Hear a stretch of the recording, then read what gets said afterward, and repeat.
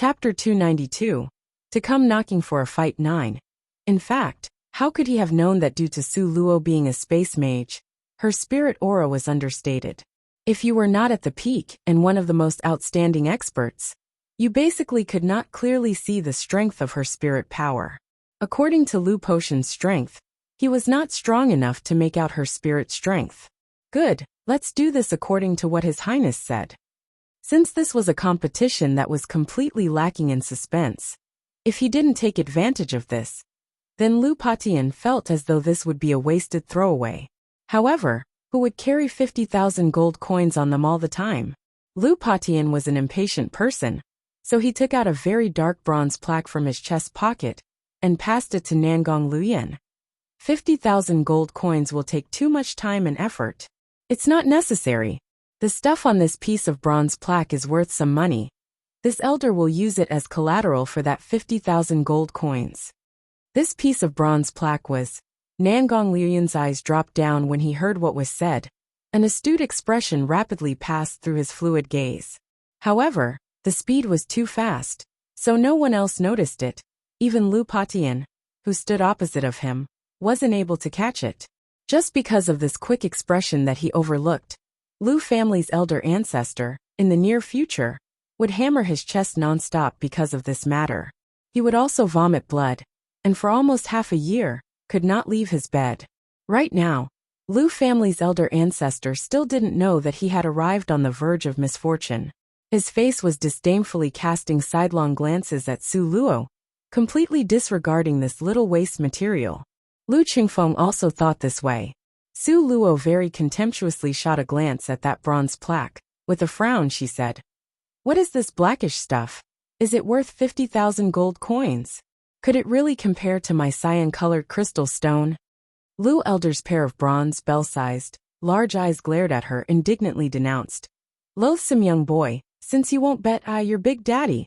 Alas. Nangong Luyan very kind-heartedly patted Lu Elder's shoulder. He retrieved that bronze plaque from his hand and firmly gripped it in his hand, before opening his mouth to speak. "Elder, why would you lower yourself to this child's level? On top of this is carved Lu family's spirit dance steps. Even though this generation of the Lu family doesn't have the aptitude to learn it, however, it really is worth a few gold coins." Lu Elder, having heard what was said, his thick-skinned face became red and let out a few snorting sounds. Nangong Luyan again smilingly said, Enough, changing it back and forth is too inconvenient. Just settle on this piece of bronze plaque. It's a bet." Originally, Su Luo was still somewhat disdainful, but she and Nangong Luyan had a strong mutual understanding. Both of them were the same kind of people, sinister, deceitful, and believed that if they didn't take advantage of a given opportunity, then they were damn idiots. How could he let her be at a disadvantage? Therefore, once she saw Nangong Luyan, this kind of behavior, Su Luo immediately understood. This bronze plaque was good stuff, at least with regards to her, it was absolutely good stuff. As a result, Su Luo assumed an appearance of being awfully reluctant.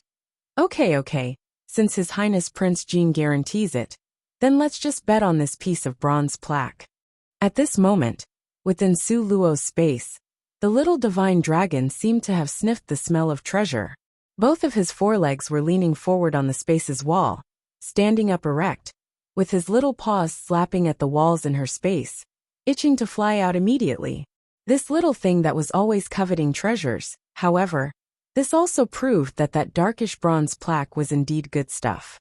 Since it was a treasure, then why would she let it return back into the Lu family's hand again? Naturally, it must become part of her possessions. Yet on the surface, Su Luo still cast a very disdainful glance at that piece of bronze plaque. Afterwards, she shallowly shook her clasped hands at Lu Qingfeng in a mocking salute. "Are we going to fight or not?" Lu Qingfeng never thought that this loathsome little boy actually had such large guts. He actually dared to challenge him, who was a third-rank martial artist. Immediately his eyes opened wide. He lifted up the bottom of his Chinese-styled robe and tucked it into his waist. He then assumed a fighting position. "Come." Lu Qingfeng had already been a third-ranked martial artist for a long time, Su Luo just so happened to have also been promoted to the third rank today. However, she had just promoted and still hadn't stabilized completely. Therefore, this bout of fighting competition still had some uncertainty to it. Chapter 293. To come knocking for a fight. 10. Lu Qingfeng looked towards Su Luo, sneeringly saying, "Give you one last chance. If you bow down to kowtow and admit defeat, I can still spare your life. Otherwise, if you wait until I personally do the job, then it would be hard to say what will happen to your life. In a martial arts competition, it's life and death.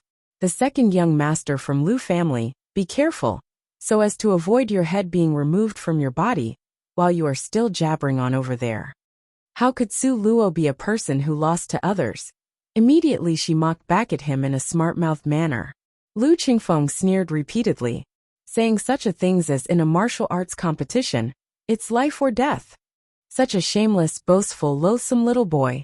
Good, you are not afraid to die. Then come and receive death. Having finished speaking, Lu Qingfeng, with a slight stroke, his sleeves was set adrift. A halo successfully condensed out from both of his hands that were in front of his chest. Very quickly, the air around his whole body was filled with water vapor. In the center of his palm, a thin diaphanous ice saber appeared. Lu Qingfeng, an ice system, was also a third-rank mage and an expert in ice saber techniques. Su Luo's eyes hesitated. If it was a contest of magical power, she had just been promoted to the third rank, so the odds of her success were too small. Only with a fight at close proximity, by relying on her previous world's assassination methods, would she have a great chance of winning this competition. Not waiting for Lu Qingfeng to send out the ice saber, Su Luo had already taken the initiative to strike first. Her figure was as fast as lightning. During the time her blurred image flashed by, she had already charged straight towards Lu Qingfeng. Su Luo's speed was too fast. It was so fast that it somewhat startled Lu Qingfeng. From Lu Qingfeng's impression, Su Luo all along didn't have spirit power fluctuations. As a result, he had always felt that Su Luo was easy to deal with, and that all he needed to do was to release an ice saber to proclaim the conclusion of this battle. However, reality ruthlessly gave him a slap in the face. Su Luo rapidly closed in on him, while Lu Qingfeng actually fell back repeatedly.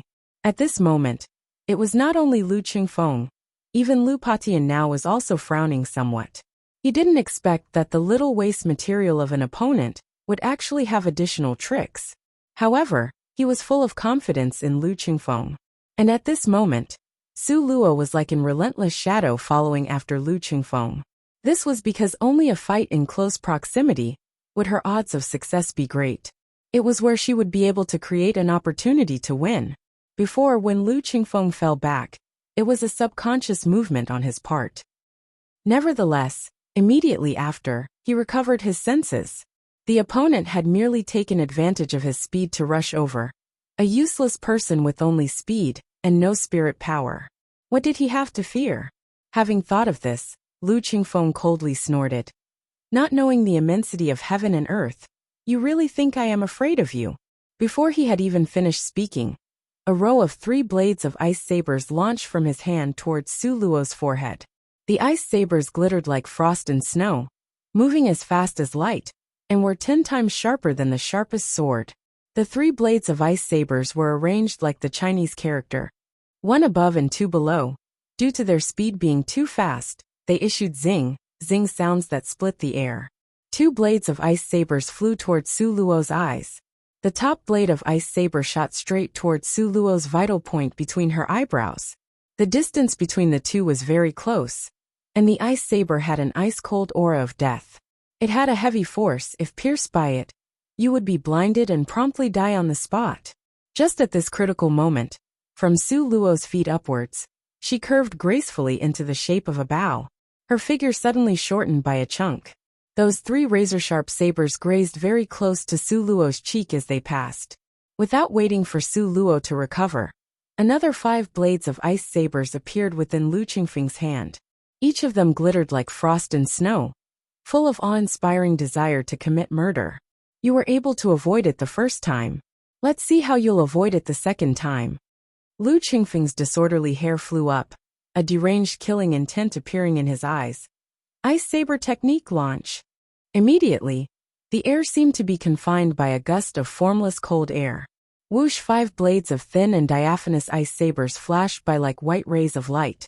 Their speed reached the peak, a sense of horror sweeping past in the blink of an eye. She didn't expect that Lu Qingfeng, who seemed like a soft, weak, hedonistic son of rich parents, would have practiced the skill of ice saber technique to such a high degree. When Su Luo saw this, her heart jolted a little, but she was still not afraid. Chapter 294. To come knocking for a fight. 11. Ice. Using fire it could be overcome. Su Luo sent out 5 fireballs in succession. Each of the fireballs charged forth formidably, in mid-air. They bound the ice sabers within them. The energies from the ice element and the fire element went berserk. At the same level, there was no distinguishing between which element was stronger or weaker. However, nature clearly had elements that could subdue each other. Ice could be thawed by fire. It was like this naturally, and as a result, in a split second, the burning blaze very quickly melted the ice sabers into water droplets. Before the transformation was completed, a light smoke faded away into the atmosphere. Fireball technique. Lu Qingfeng somewhat incredulously glared at the juvenile in front of his eyes. His expression became rather odd. You are actually a fire system mage. Unexpectedly, he was not a waste of a person. He had really underestimated him. Of course, specialized in subduing you, who is an ice system mage. What afraid? The corner of Su Luo's mouth lifted into a sneer. An unbroken succession of fireball technique attacked towards Lu Qingfeng. In the beginning, because she was unaccustomed to it, the fireballs she created were very small. She was moreover very flustered when handling the fireballs, however. As the duration of the battle got longer, Su Luo became increasingly skilled with the technique. Her release of spirit power also became more agile. Lu Qingfeng was caught unprepared by Su Luo's strikes, and he repeatedly stepped back. Nevertheless, he had stayed at the 3rd rank for a long time, and was basically at the peak of the 3rd rank. His ice saber technique was naturally a little stronger than Su Luo's technique. Once Lu Qingfeng returned to his senses, he easily released a continuous stream of ice sabers. 5 blades, 10 blades, 20 blades. Lu Qingfeng right away saw that the ice saber technique had no effect on Su Luo. An insidious expression flashed through his eyes, as all of a sudden, he clapped his hands together in a praying stance while murmuring something in his mouth. Finally he shouted loudly, Snow Blizzard Globe Technique. Immediately, the center of Lu Qingfeng's large palm blazed with magnificent rays of light.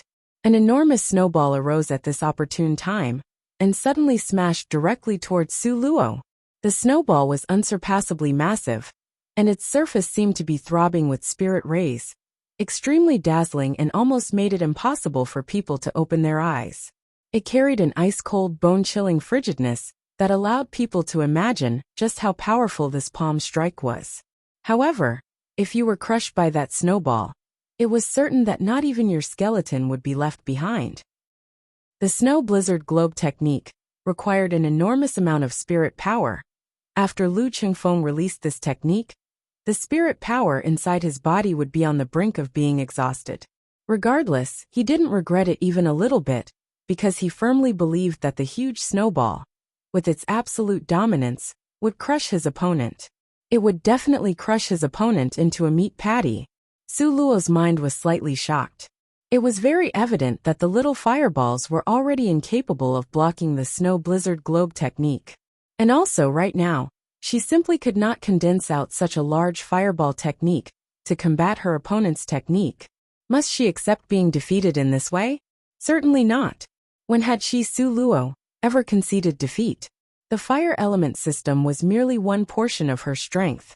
She still hasn't used one of her hidden trump cards, the Great Dimensional Imprint. Who would win, and who would lose still hadn't been decided. Just when the huge snowball weighing 10 of thousands of kilograms smashed towards Su Luo with a thunderous sound and an imposing manner, Su Luo quietly released the Great Dimensional Imprint. Following Su Luo's promotion to the 3rd rank, the originally soccer ball-sized handprint had now multiplied in size by almost tenfold. The black, Huge handprints seemed to have flown here from the outer boundary of the sky. A blackish mass pressed down from the sky above the huge snowball, and then it heavily smacked down. For a moment, the black and white mass collided. In a flash, the energy exploded frantically. The great dimensional imprint immediately transformed into nothingness, while the huge snowball also, in this moment, collapsed and fell apart. It split into a pile of snow, falling and scattering on the ground. Handprint. A large palm had actually appeared out of nowhere in the sky. This loathsome young boy actually had this skill kept in reserve. Could it be that handprint from just a moment ago was the great dimensional imprint? It shouldn't be. The great dimensional imprint teachings had already vanished from this world. Even he had merely heard about it, and had never really seen it before. How could this loathsome youngster possibly know it? Only, Lu Potion's expression was still as serious as before, because he discovered that he actually couldn't see through this youngster. Chapter 295. To come knocking for a fight 12. Now, Nangong Luyan had a smile on his face, joyfully gazing at Su Luo. His Luo girl was just like a magical treasure chest, normally silent, but at a crucial moment, would produce a treasure that would make a person's eyes brighten. She really was a precious gem of a girl. The person who felt the most stifled was Lu Qingfeng. Just a moment ago, that snow blizzard globe technique had nearly consumed all of his spirit power. Since he had firmly believed that it was capable of crushing his opponent, he had therefore extravagantly used his spirit power, without holding any back. However now, the snow blizzard globe technique was actually slapped into pieces by the opponent. This almost made him want to weep, but lacking the tears. Su Luo coldly laughed. Haha, don't have any spirit strength left, right? Let's see how you can be arrogant now. Just as she finished speaking, Su Luo once more condensed a black, great dimensional imprint in midair. For a moment, its imposing manner towered majestically like a very large, blackish mountain pressing down from above Lu Qingfeng's head. Now Lu Qingfeng's expression quickly changed. He didn't expect that the opponent could use this skill. Lu Potion's expression had also become unusually stiff. If this palm was to descend, Lu Qingfeng, who had consumed nearly all his spirit power, was simply incapable of withstanding it. Not only would his life be in danger, but he would also lose this fight. This fight, the Lu family absolutely must not lose. He had originally thought that it was a guaranteed win. And since Lu Patian resented the inconvenience, that was why he took out that piece of dark bronze plaque. He basically never thought that he would lose that bronze plaque. That, however, was the Lu family's most precious treasure, although the children from this generation in the Lu family didn't have the aptitude to practice it. Still, only God knows if a surprisingly amazing person would appear in the next generation. If the treasure was lost while in his hands, then how could you ask him to go and see the forefathers who established the Lu family? Momentarily, Lu Potion's pair of eyes emitted a sly light. Suddenly, with a shake of his sleeves, a little emerald green porcelain bottle shot directly towards Lu Qingfeng's face. Lu Qingfeng caught the little porcelain bottle, opened it and looked inside. Elementary spirit restoration pills. One piece was sufficient to restore 10% of his spirit power. To him right now, this was the best cure and most miraculous medicine. When Lu Qingfeng saw the pill, immediately his heart was elated. He took out a pill and swallowed it in his mouth at the same time. He loudly sneered at Su Luo. Ha ha ha, wanna beat me? In your next life. Now receive death. After he finished speaking, Lu Qingfeng then roared towards the sky. His black hair stood on its ends, and just as the great dimensional imprint was about to land, he focused all of his spirit strength into his right fist. He sent a huge fist towards the sky. Momentarily, the earth shook with the sounds that echoed like the rumbling of drums. Lu Qingfeng had ripped apart the great dimensional imprint with his bare hands. You cheated. Su Luo pointed at Lu Qingfeng and angrily rebuked in a loud voice. Lu Qingfeng smugly sneered.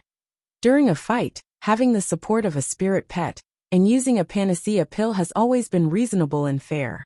If you have the ability, you can also use spirit restoration pill. It's a pity you don't have it. Therefore, you loathsome boy, today you are toast. A sinister cold smile flashed through the depths of Lu Qingfeng's eyes.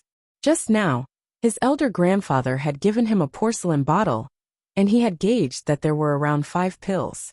Now that he had these spirit restoration pills, if he still couldn't beat his opponent to death, then he really must go jump into a river. A cold smile flashed through Su Luo's eyes. Spirit restoration pill, is it? It is merely a few elementary spirit restoration pills. You really believe that on this earth, only you have it? While Su Luo was speaking, she also fished out a white jade porcelain bottle from her chest area. She poured out a single plump spirit restoration pill.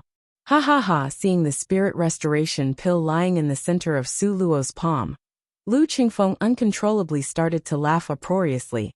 Ha ha ha, really makes me die from laughter. You have the nerve to call that a spirit restoration pill? It is probably a scrapped pill that some apprentice who hadn't even entered the threshold of apothecary refined by mistake, and was picked up by you, right? Idiot, genuine spirit restoration pill look like the ones I hold. Chapter 296, To Come Knocking for a Fight 13. Following his speech, Lu Qingfeng even benevolently displayed his spirit restoration pill in front of Su Luo, insinuating that his pill was the real product, and that the one Su Luo had was just inferior imitation goods. Su Luo was already too lazy to waste her breath with his nonsense. Ignorant people were always too laughable. Just wait until she brings her enhanced version of spirit restoration pills to the auction house to sell. At that time, when word about it spread far and wide, then Lu Qingfeng would know how ridiculous he seemed today. Su Luo nonchalantly laughed before she casually swallowed that piece of spirit restoration pill that could help her recover by 20%. In just a short period, Su Luo felt the spiritual energy burgeoning within her body, accompanied by a wave of heat that rapidly circulated throughout her entire body. It seemed as if she was filled with strength all over in her body. Her mind also became clear, and her agility increased. Great! Lu Qingfeng's porcelain bottle was so small that even if it was filled to the brim, it would have no more than 5 or 6 pieces. Supposing that this battle entirely depended on pills, then she, Su Luo, would still securely win without any chance of a loss. Sure enough, Lu Qingfeng thought that his own victory was certain, and thus, once again, he faithfully used the snow blizzard globe technique. However, when he was just about to collapse from exhausting his spiritual power, he unexpectedly saw that huge snowball being smacked away by that huge black handprint yet again. And what was even more frustrating, to the point of making him vomit blood, was that whenever he took a spirit restoration pill, his opponent would also swallow one too. Not only that, he somehow felt that the spiritual energy supplied by his pills was endless, as if it would never run out. Could it be that his were actually intermediate spirit restoration pills? Impossible. Lu Qingfeng immediately denied his own guess. This was because intermediate spirit restoration pills were rarely available. Once it surfaced at an auction house, it would be sold out immediately. How could it be possible for that loathsome boy over there to possess intermediate spirit restoration pills? Moreover, coming in the amount of a bottle? Until the very end, Lu Qingfeng swallowed the last spirit restoration pill, and resolutely threw away the porcelain bottle without hesitation. And yet, what depressed him to the point of vomiting blood was the fact that his opponent also followed up and swallowed a pill. In addition, as if to spite him, she quickly continued to swallow another pill. This was simply intolerable bullying. Su Luo purposefully swallowed 2 spirit restoration pills in a row in front of Lu Qingfeng. It was exactly for the sake of being spiteful to him. She wanted to disturb his state of mind and cause him inextricable pressure. Besides, although spirit restoration pills were hard to come by for others, to her, it was just a matter of spending a little time, and she would produce 10 highly effective pills. What was so difficult about that? Thus, she ate them without feeling a threat of loss or regret. As expected, Lu Qingfeng was still affected by Su Luo's little strategy. The great dimensional imprint was summoned once again, and suspended high above Lu Qingfeng's head. It appeared as if it was a spread of darkness, similar to a black cloud overhead. Bang! Lu Qingfeng's fist struck upwards, unstoppable.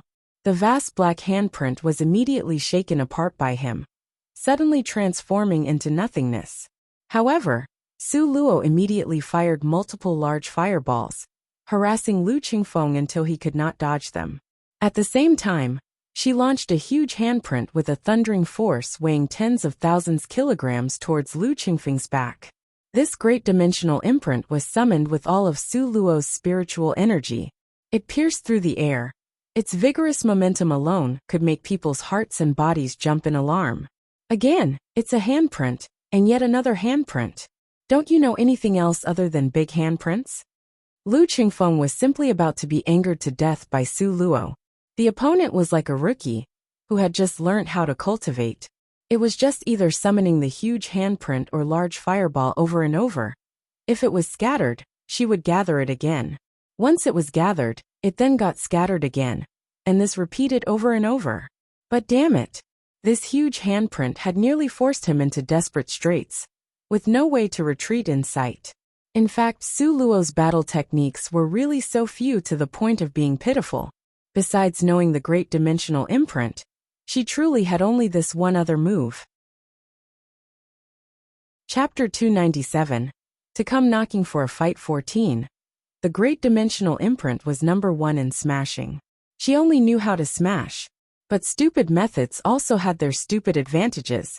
She was just going to knock against Lu Qingfeng head-on. Were they not competing with spiritual power? Were they not contesting on swallowing pills? This miss still is not afraid of you. Therefore, once Lu Qingfeng bit the last spirit restoration pill, and had none left, then the stage would belong to Su Luo alone. Bang! A loud boom sounded. The great dimensional imprint heavily smashed down. Lu Qingfeng, who had exhausted his spiritual strength, was basically powerless to stop it. He howled and brandished his fist, wanting to break apart that black shroud of a giant palm. But him right now, without any spiritual strength, seemed so powerless. The darkness pressed on his head and severely struck down, submerging Lu Qingfeng all at once. Seeing his own precious grandson just about to lose, Lu Potion's eyes glinted viciously. He gathered power in his palm, suddenly thrusting a streak of blazing red-hot fire towards Su Luo. This loathsome lad! Only by killing him on the spot could the Lu family regain its dignity and retain the bronze plaque. Heinous flame. Nangong Luyan snorted heavily as his face hazed over with displeasure. Lu Patian had actually used such a move as heinous flame. He actually dared to interfere with the fight, and even dared to use the 7th rank killer technique heinous flame to deal with his Luo girl. He simply must have eaten an ambitious leopard's gallbladder. 1. To court death. 10,000 oceans combination. Though Nangong Luyan was late in joining, his attack was faster. A massive water ball wrapped up the heinous flame. 2 great 7th ranked experts each launched a move. Huge fierce collisions rumbled across, and shook both the sky and the earth. The water ball outside, with the flickering flames within. Both elements were incompatible, and fought with each other in an intense battle. In the end, the crystal blue water ball annihilated everything, obviously proving that Nangong Luyan was a cut above the other. At the same time, that water ball continued to smash directly towards Lu Patian. Evidently, Nangong Luyan's anger had not yet been appeased. Lu Potion's eyes flashed with wrath.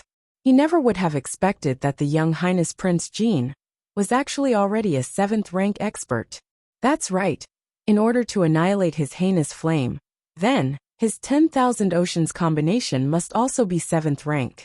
If not, it was definitely impossible. No wonder when encountering the same 7th rank as himself Lu Patian, he could be so relaxed and contemptuous of him. A 7th rank expert who was not even 20 years old. This sort of cultivation speed was rare since ancient times. And those few who were such geniuses had all left thick layers of ink in history, becoming existences admired and worshipped by the later generations. 7th rank Prince Jean, could he truly be so difficult to defeat? Lu Patian did not believe it. He followed up with another move. Nangong Luyan narrowed his eyes, which flashed with a touch of bloodthirsty cruelty. Those that dared to bully his Luo girl, no matter who they were, better not even think that they could escape so easily. The two people were each executing their best moves, battling in mid-air. Nangong Luyan smashed a solid punch into Lu Potion's chest, beating Lu Patian back. resulting in him staggering about. However, because Lu Patian wanted to maintain his dignity, he did his utmost to endure it without falling back. He smothered the sound of a groan and desperately forced the fresh blood that had bubbled up from his throat back down. Nangong Liuyun's hands joined behind his back, shooting a cold glare at Lu Patian. If he had gone with the momentum and retreated just now, easing the heavy bombardment on himself, then his internal injuries would still not be so serious. Yet Lu Patian wanted to maintain his dignity to the last breath, and swallowed down that mouthful of fresh blood. In that case, what awaited him would be the start of a nightmare. For this internal injury, if he didn't recuperate for a year or so, he could forget about walking out of the great doors of Lu Manor. Lu Potion's hands were clenched into fists as he stared at Nangong Liyun in shock. He didn't understand why, despite both of them being at the same 7th rank, his strength was far from matching His Highness Prince Jin's. He could not accept this. He really could not accept this. 1. Eaten an ambitious leopard's gallbladder. Become fearless/courageous to the point of overconfidence. Chapter 298, To Come Knocking for a Fight 15. However, a loss was a loss. Furthermore, this internal injury, at first it didn't seem that serious, but the longer he stood, he was able to detect the powerful energy Nangong Liuyun had shot into his body was fierce and unyielding. Inside his body, it scattered in all directions. Now he who was seriously injured practically could not continue to suppress it. Now Lu Patian was someone who couldn't even guarantee his own safety. Where would he find the energy to care about Lu Qingfeng? Since Lu Patian didn't take action to help him, then Lu Qingfeng personally was about to face tragedy. He was heavily smashed down by Su Luo's great dimensional imprint. Powerless to stop it, his entire person was swatted flat. On the surface of the ground, you already couldn't see his body. The him right now had sunk deep underground. Originally, the ground was level and smooth, but now, an extra pit in the shape of a large handprint had appeared. And Lu Qingfeng was face down in the yellow dirt, lying on his stomach in the pit, vomiting blood nonstop. Cough, cough, cough. Lu Qingfeng felt that he had been swatted by Su Luo's final palm strike until his head was buzzing with sounds. Nearly all of his 5 viscera and 6 bowels had shifted position. He would wail loudly from the pain at the slightest movement. However, without waiting for him to crawl up, Su Luo once again released a black handprint that hovered above his head. Confronted with this large handprint, Lu Qingfeng was almost infuriated to the point of spitting out blood. It was another handprint. Why was it still a large handprint? Was he going to be hit and recoiled by the large handprint? He just didn't understand why the opponent's large handprint was so strong. Did it not need spirit power? Or maybe it was the opponent's source of spirit power that was somehow endless. It seemed as if, no matter what, it couldn't be completely exhausted. Seeing that black large handprint about to smash down again, Lu Qingfeng was immediately scared stiff, like his soul had flown away, scattering in all directions. Just a moment ago, he had looked on helplessly as his own grandfather was seriously injured by Prince Jin's strike. He also recalled the opponent saying this sentence, "On the battlefield it's life or death." He absolutely believed that if the opponent had an opportunity, he would certainly be killed in cold blood. And also he would not be pardoned just because of his status as Lu Potion's grandson. Having thought of things up to here, Lu Qingfeng was scared until he became pale. He loudly screeched. He hadn't finished saying admit defeat. These 2 words before experiencing Su Luo's ruthless attack. Su Luo was enraged at his action of chasing after her to kill her from before. How could she let him off so easily? Last time, if it was not for Nangong Liuyun showing up just by chance, and if it was not for him being able to undo the tracing technique on her body, what kind of ending would she have now? She simply could not imagine it. Without waiting for Lu Qingfeng to say another word, Su Luo seized the opportunity to throw out the dagger in her hand with awe-inspiring momentum. The dagger reached an inconceivable speed. That kind of peak strength split the sky with echoes of zing-zing sounds. It launched directly towards Lu Qingfeng's throat. Lu Qingfeng's expression had a huge change all of a sudden. He used all the strength he had left to roll towards the side. The dagger approached closer and closer with aggressive momentum. full of the intent to commit murder. Its momentum would scare people, and it was brimming with a destructive strength that was extremely terrifying.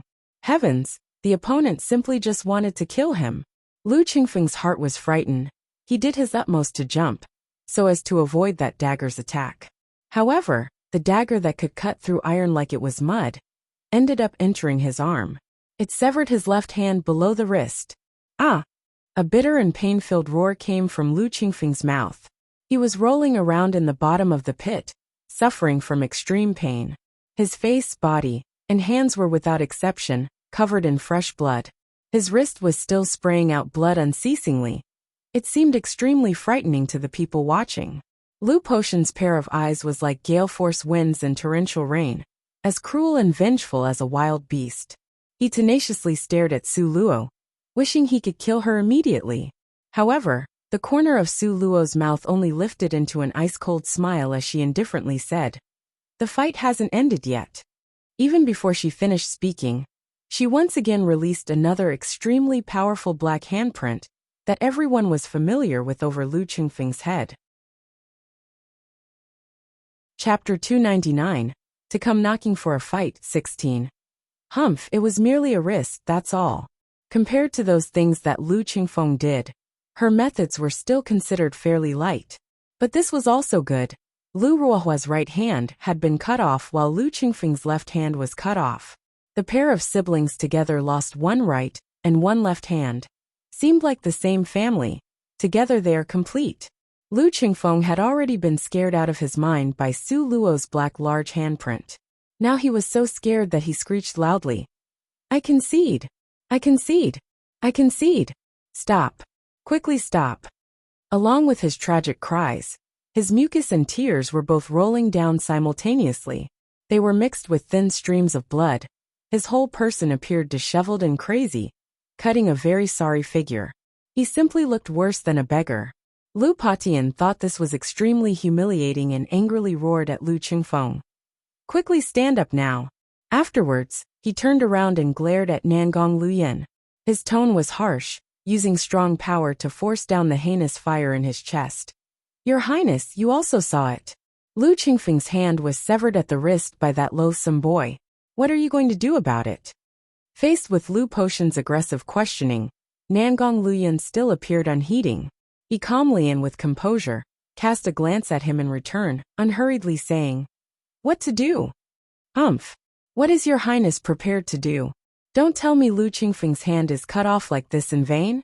Lu Patian now had already found out His Highness Prince Jin's unparalleled strength. He wouldn't dare to be as rash as before. However, he still insisted on demanding an explanation. Otherwise, if Lu Qingfeng's hand being cut off by another person in front of him was to spread out now, it was very detrimental to his own reputation. Because, as the elder ancestor of the Lu family, but unable to protect his own descendant, how would other people look at him after this? Nangong Luyan glanced at Lu Patian as if looking at an idiot. He then lazily said, "On the battlefield, it's a matter of life and death. Could it be you were deaf just a moment ago?" "Ouch, my Highness Prince Jin. Could you not speak with more tact and hold back a little? That person is, for all intents and purposes, still Prime Minister Lu's dad." Su Luo turned her face away, and could not bear to watch it anymore. "He is a direct descendant from my Lu manor." Lu Patian had an indignant expression as he shouted out loud.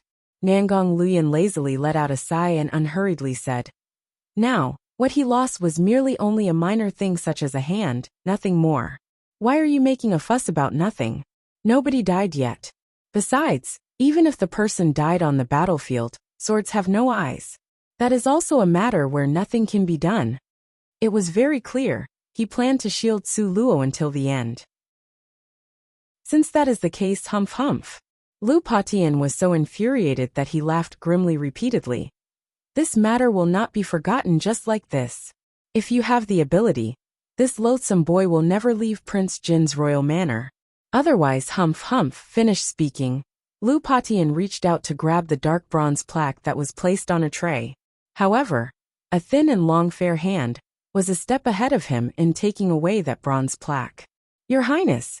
Lu Patian, of course, had planned to swallow this mistreatment. He would wait until later and take his time making a decision about this. He had planned to take the bronze plaque and leave Prince Jin's royal manor afterwards. However, the bronze plaque was first taken away by His Highness. Nangong Luyan, with some contempt, frowned. Lu Patian, you are not a child anymore. The words you said is like some fart you let out. After finish farting, then it's done? Request your highness to speak cautiously. Lu Patian was infuriated to no end. He was originally slapped by one of Nangong Luyan's palm strike until his qi and blood were unstable. Now, he was again derided by Nangong Luyan's every word and every sentence. That mouthful of blood that had been forcibly repressed had already begun to stir, and was about to gush out once again. Isn't it supposed to be this way? Just now, this bronze plaque was brought out as a stake in this bet. Since you people lost, you ought to accept the loss and pay. Nangong Luyan, in a very matter-of-fact manner, looked at Lu Patian. Chapter 300. To come knocking for a fight 17. Seeing the muscles on elder ancestor Lu's face twitching from fury, Nangong Luyan innocently asked, could it be that this king misspoke? How could it be wrong? Obviously it's right. The stake indeed was like this. However, what made Lu Patian vomit blood was that before, he had felt that Lu Qingfeng had 100% chance of winning. Thus he had put down the bronze plaque as a stake for the bet.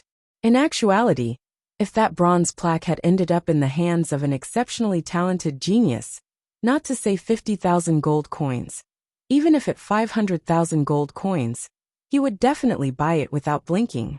But now, what could he say? Say he was not going to let it be? He couldn't set this person aside. Lu Patian was about to bang his head against the ground. Originally today, they came knocking on his residence to seek justice. He wanted justice.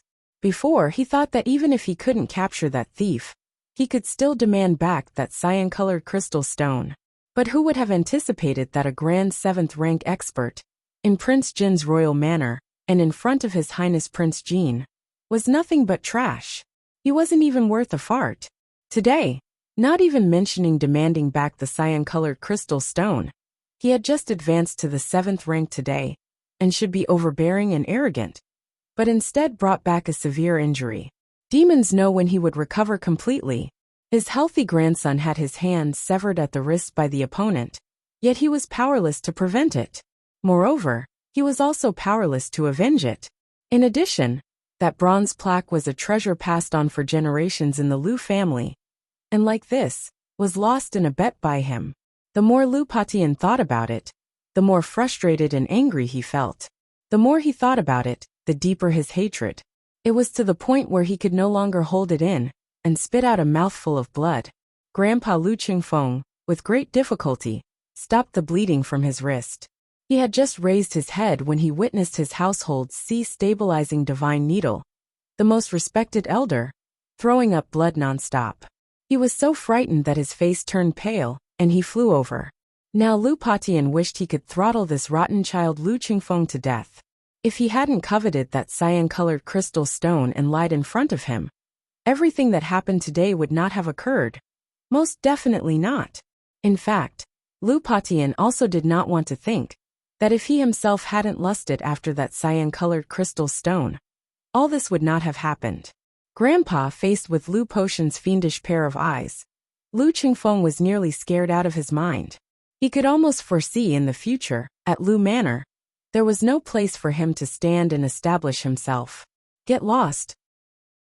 Lu Patian stuck out a foot to kick Lu Qingfeng.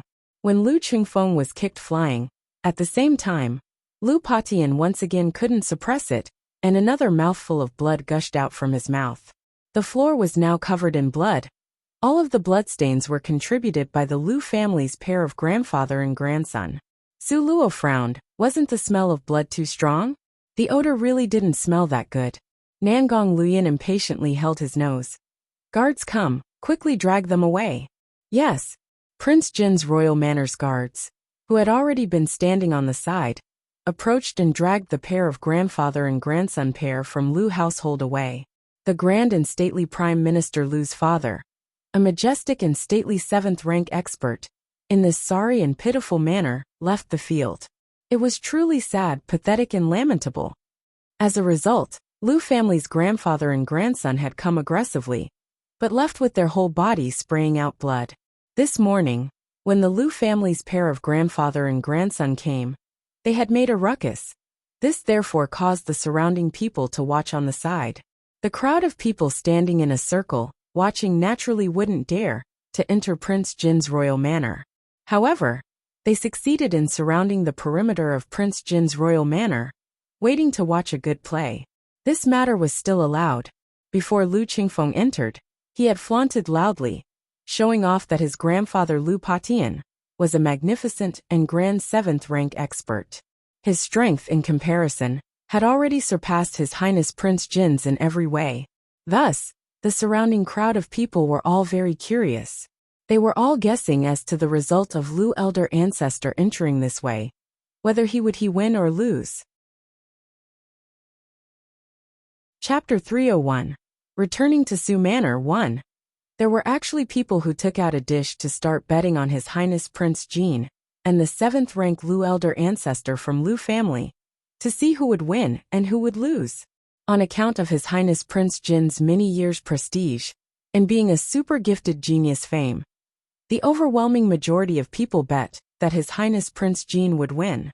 As a result, people who bet money, people who didn't bet, those that were enjoying watching a show, everyone, without exception, all crowded on the street where Prince Jin's royal manor was. All of them surrounded the safe area 300 meters outside of the residence, animatedly waiting to watch the show.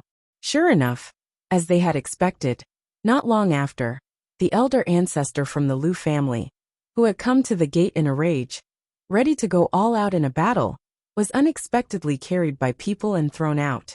At the same time, they also threw out the second young master from the Lu family, who had strutted around the imperial capital backed by his family's influence. Crash when they saw the Lu family's grandfather and grandson pair again. The crowd of people watching all inhaled a mouthful of cold air. Tragic, simply too tragic. The Lu family's elder ancestor's clothing around his chest area was covered in blood. His complexion was as pale as paper, with both hands trembling and shaking. He was tossed to the ground and couldn't even crawl up. This person was actually a 7th rank, a grand and majestic 7th rank expert was actually tossed out as if tossing out garbage. His Highness Prince Jin was simply not human. He was naturally a god. Compared to the elder ancestor from the Lu family, the Lu family's second young master was simply even more tragic. One could only see that the clothing on his body were rags. His head and face was covered in dust and blood, mixed with sweat. His entire person looked no better than a beggar. Nowhere did he still have a little of that normally jade-faced playboy appearance that was distinguished and confident. It simply was as incomparable as night and day. Everyone was extremely stunned. Their admiration for His Highness Prince Jin became even greater, like the waves of major rivers, continuous and endless. Hey, like I said, Lu family's elder ancestor isn't worth a damn. He would even dare to bring the fight to Prince Jin's royal manor.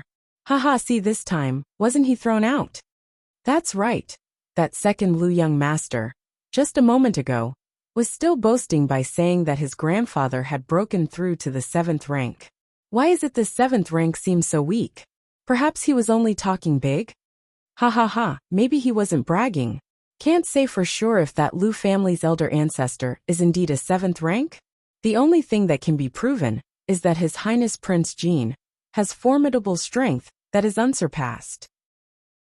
That's right, a 7th rank expert was beaten like this and successfully driven out in a clean sweep. Heaven knows how deep and profound His Highness Prince Jin's strength is. It simply is too terrible. He isn't even 20 years old yet. At that moment, everyone was spiritedly discussing this. Numerous words of praise were heaped upon the body of His Highness Prince Jin. They practically lifted him onto the altar of gods with their praises. As for Lu family's elder ancestor, he was naturally trodden into the dust. Ignoring the spirited discussions and hubbub from outside, within Prince Jin's royal manor, the follow-up was still developing. Su Luo curiously fiddled with the dark bronze plaque in her hand. This bronze plaque was approximately the size of a child's palm. It was square-shaped, with an outward appearance that was black as ink. There were only 3 words carved on top. and the font was flamboyant. Even if you carefully considered it, you would also not be able to recognize it. Apart from this, there was nothing else that could be made out. Su Luo couldn't tell what it was, so she lifted her eyes to ask Nangong Luyan, "What is this thing?" After Lu family's elder ancestor lost it, he had an upset appearance. It was sufficient to prove that this thing was a treasure. She still really couldn't make out what was so mysterious inside this. Nangong Luyan raised an eyebrow and smiled. "Really don't know what to say to you, this girl, that would be good.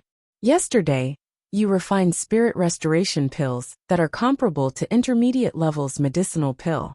You also broke through to the 3rd rank. Today, you obtained another treasure from that old coarse fellow from the Lu family. Hey, this is indeed the Lu family's secret cultivation method that isn't spread out. Do you not see what words are written on top?" "What words?" Su Luo gazed attentively at the front side of that piece of bronze plaque with its flamboyant, illegible, wild and rash words. Spirit Dance Steps. Chapter 302. Returning to Su Manor 2. Right, it is precisely the Spirit Dance Steps. The corner of Nangong Luyan's mouth hooked into a devilish smile. The Lu family's Spirit Dance Steps. This is the most outstanding martial arts teachings under the heavens that became extinct. That you can use such a manner to obtain it. It can really be said that your luck is so good as to defy the natural order of heaven. Su Luo expressed her puzzlement. Since the Lu family's Spirit Dance Steps is so prominent in the world, why is it that Lu Qingfeng and them seemed unable to learn it? Is it because to learn this there still needs some other condition? Nangong Luyan smilingly pinched Su Luo's little face, nodded his head and with a smile said, "A child that is also teachable. Lu girl is indeed smart. Just talking, and you are able to see the main point. Obviously, it was you who at the beginning when attacking said that this generation of the Lu family did not have anyone qualified to learn it." Su Luo massaged the cheek that was pinched until it was a little sore by him. With puffed up cheeks she glared at him. "Quickly tell me, in the end what is the matter?" Nangong Luyan smothered a laugh, on one hand teasing her, and on the other hand explaining to her to clear up the confusion. "If you want to learn this shadow-like dance steps, the first prerequisite is a powerful and strong mental focus. Do you still remember your mental strength? When you tested it, you reached the purple color. Only this kind of gifted talent could practice spirit dance steps. As to this generation in the Lu family, there is absolutely no one in the younger generation with this aptitude. So it was like this. No wonder just a moment ago, before when Lu family's elder made the bet, he regretted it and wanted to take it back.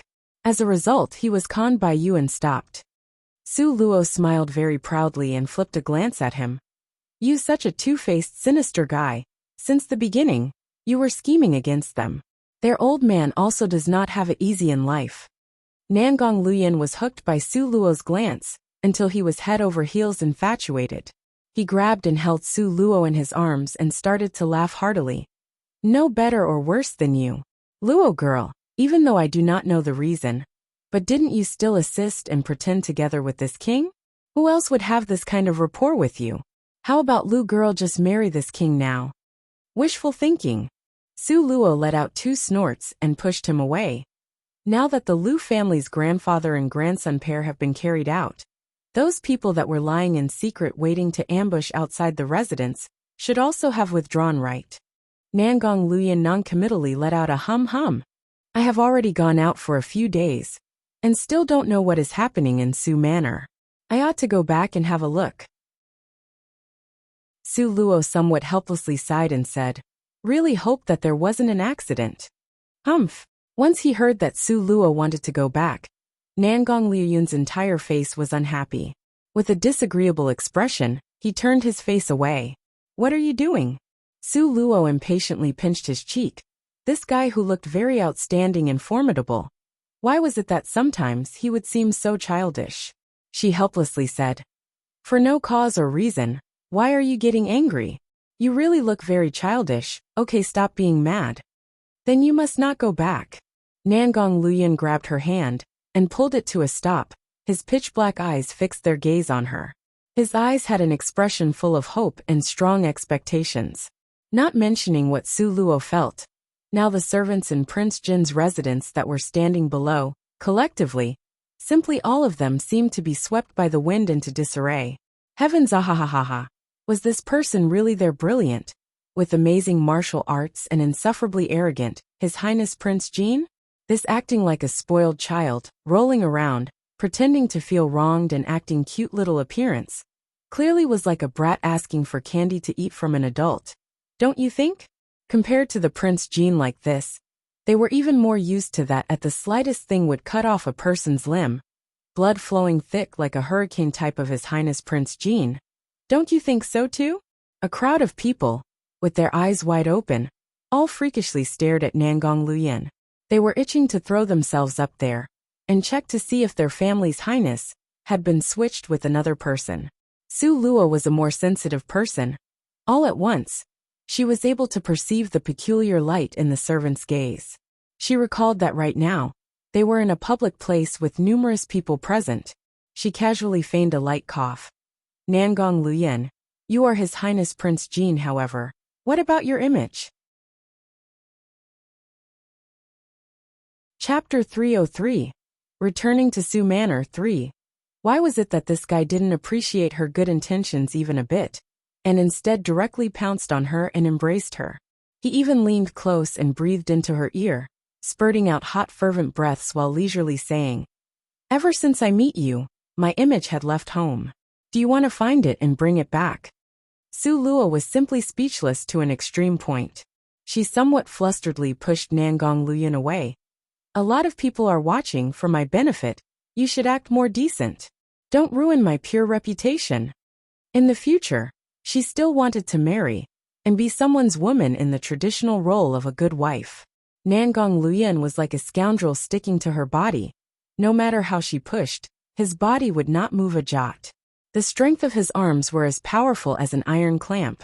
It seemed as if only just now did he notice the many gazes that were as bright as daylight from the unwanted guests at his side. Consequently, His Highness Prince Jin, who was just now smiling at Su Luo almost salivatingly, turned his head and faintly swept them a glance. This glance that he swept them with seemed ordinary and calm. But after those servants were swept by that gaze, without exception, they were full of fear and trepidation, as if facing a disaster. This expression was too frightening. Couldn't be wrong. This person was indeed their Highness Prince Jin. That expression, that aura of death, that awe-inspiring dignity, clearly it was him. His Highness was still that Highness, very terrifying. A herd of servants promptly scattered like birds and beasts. In the blink of an eye, they skillfully left, completely not leaving even a single trace. This was already not the first time Su Luo saw such a scene. However, she was still not used to it, letting out a dry coughing sound and somewhat speechlessly, turned her face away.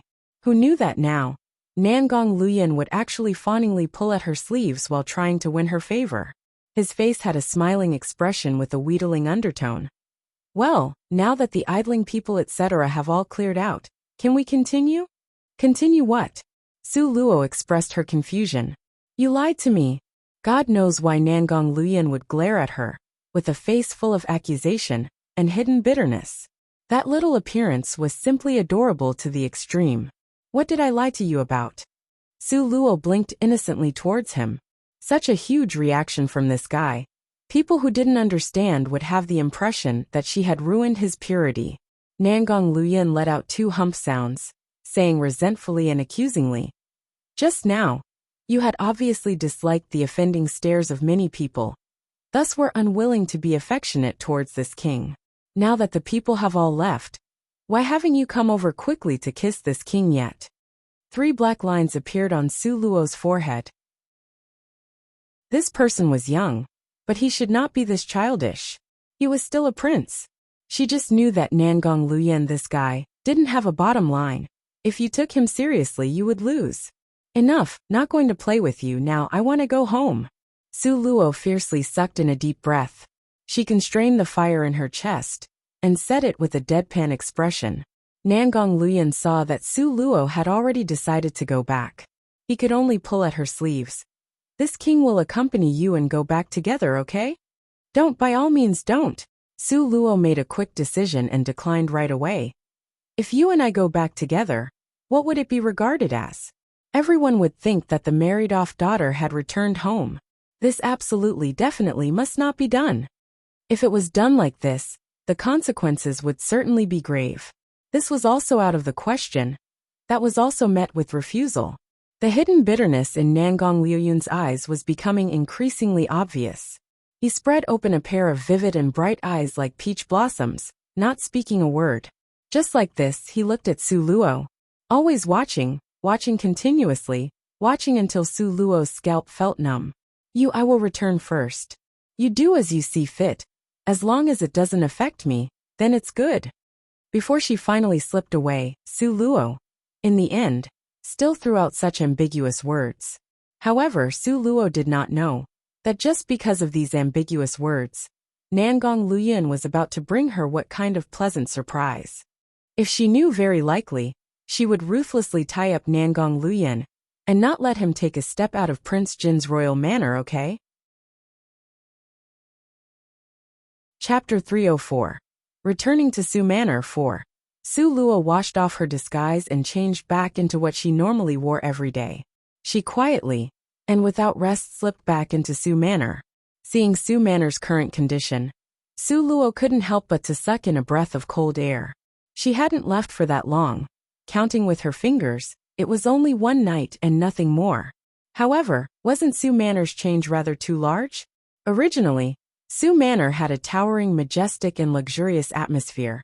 But owing to the berserk 5th-ranked fierce panther going crazy, more than half of Su Manor had been destroyed. Now, what appeared before her eyes was an ash-gray scene of devastation that made people unable to bear to look. However, Su Luo's luck was still considered pretty good, because the fierce panther was collared by Su Qing. Therefore its hatred for her was the greatest. So it had only attacked the courtyard surrounding Su Qing's. Su Luo's courtyard, meanwhile, was separated from Su Qing's courtyard by a huge distance. Therefore, it had avoided the main disaster area. Her courtyard appeared to be undamaged. Originally, when she saw this kind of situation, Su Luo's mood was still very good. However, when she entered Wisteria Park, in a split second, her face pulled down. At this moment, Lu Luo's hand and foot were being forcibly held down by 2 maidservants. And in front of her, Su Shi was just standing there, strutting around while blustering to the servant Xiao Yu at her side. Beat her, heavily beat her for this, miss. Today if this loathsome girl is not beaten to death, then this miss won't go back. While speaking, Su Shi was also satisfiedly sitting on a chair, holding a little teacup leisurely, and contentedly sipping tea.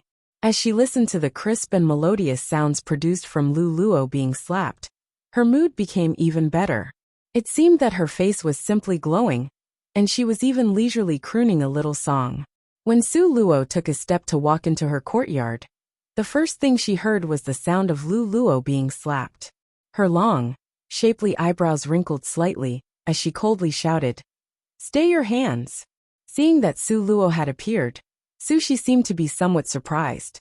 But very quickly, the corner of her mouth was brimming with a mysterious sly grin. "Oh? Take a look, who is it that had come back? You still know this is your home? Still know to return to the manor?" Su Luo's eyes indifferently swept a glance at her, her thin eyebrows nodded. She also swept a glance at that Xiao Yu. "This lady told you to desist, didn't you hear?" Who knew that Xiao Yu would lift her head and mockingly smiled at Su Luo. "Is the 4th miss speaking to this servant? This servant is not your servant, girl. Naturally, I do not need to listen to your orders." Even though she kept using the courteous you for Su Luo, yet at the same time, Xiao Yu's expression didn't have a little bit of respectful deference. While returning Su Luo's words in a subversive manner, at the same time, she lifted up her palm to slap towards Lu Luo's cheek. She was certainly not a good-for-nothing who didn't know any martial arts. Not to mention, even she was a first-rank martial artist, which was far more impressive compared to this good-for-nothing 4th Mississippi. Just when Xiao Yu's hand was only a tiny distance away from Lu Luo, the corner of Su Luo's mouth lifted into an apathetic sneer.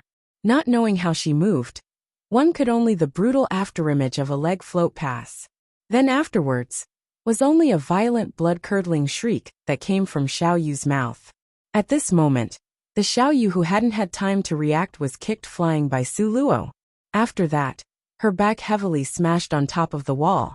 Finally, she slid down tumbling to the ground, motionless from passing out.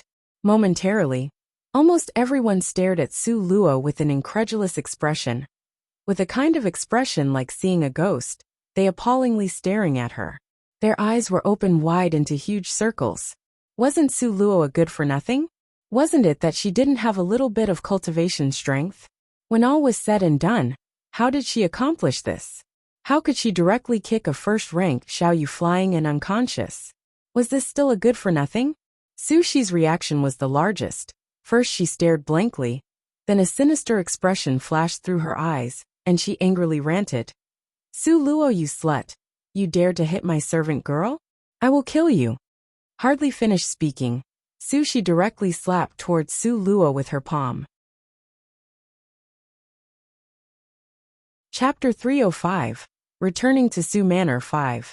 During the time it took for the force of Su Shi's slapping palm to arrive, Su Luo whirled her body and avoided it.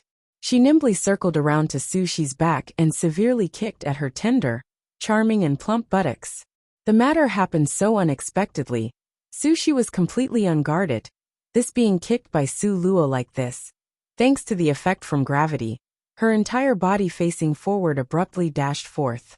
She simply could not stop the forward momentum. Just as well, in front of her just so happened to be a very round and sturdy, iron-like wooden pillar. Only a huge thump ramming sound could be heard.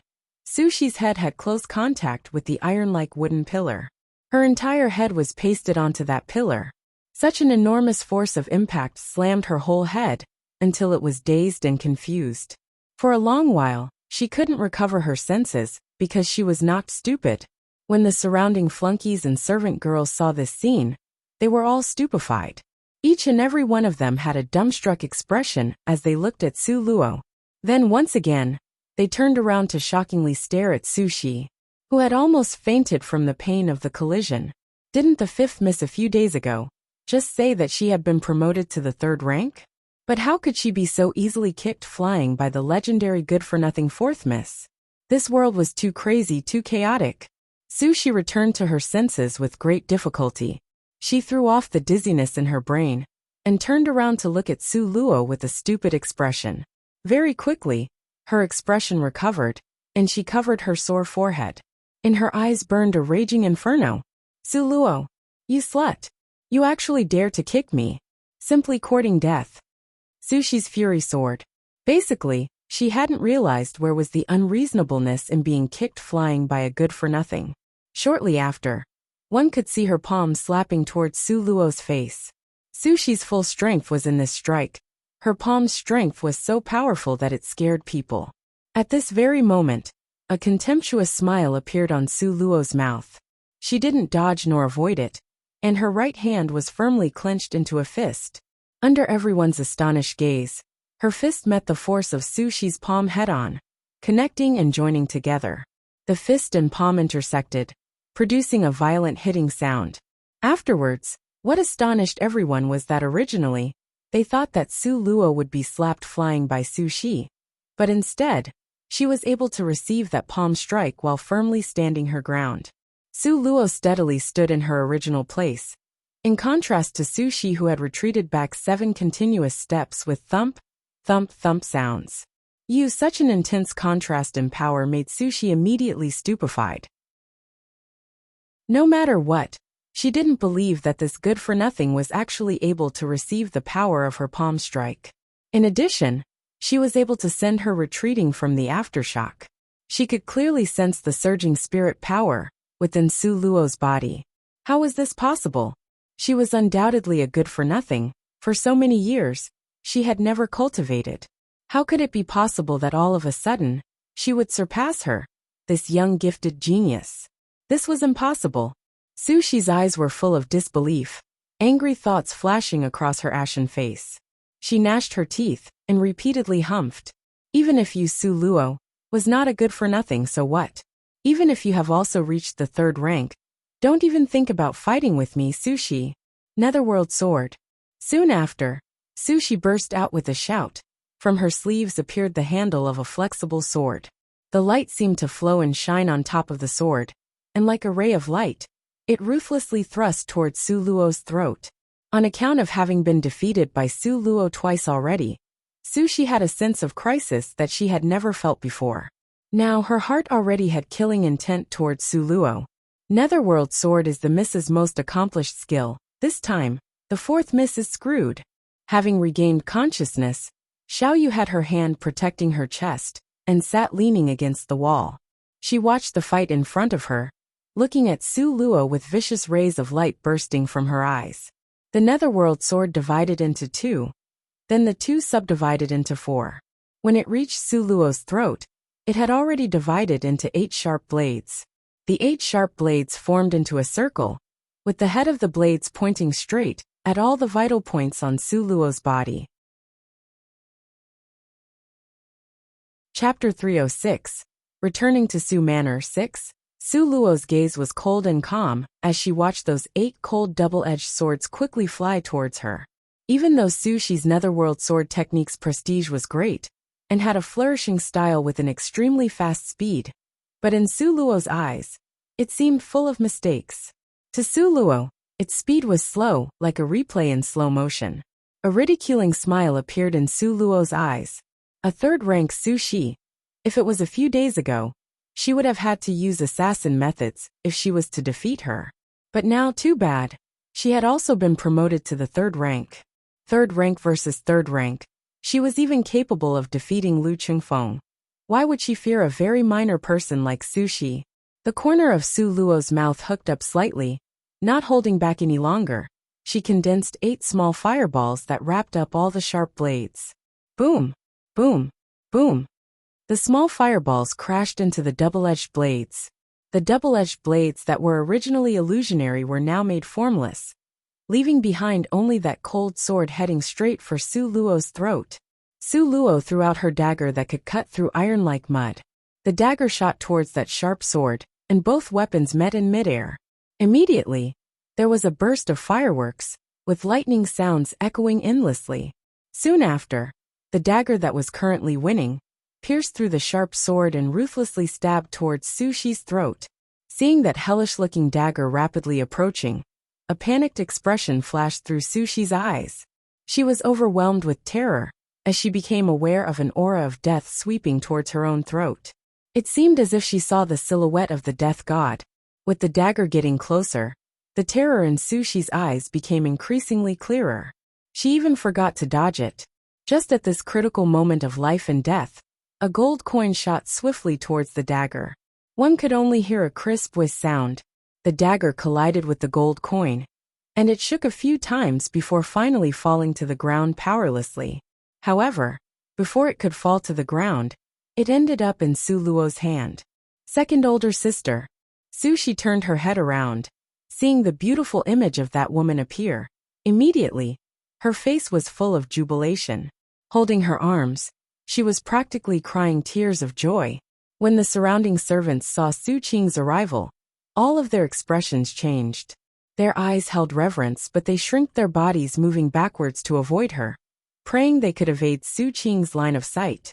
Su Qing, the rumored legendary gifted genius, was Grandmaster Lan Hai's personal disciple. At such a young age, she had already broken through to the 4th rank. Her future prospects were simply limitless and immeasurable. Su Qing had always been pure and cold as a lotus. She was known as an ice beauty.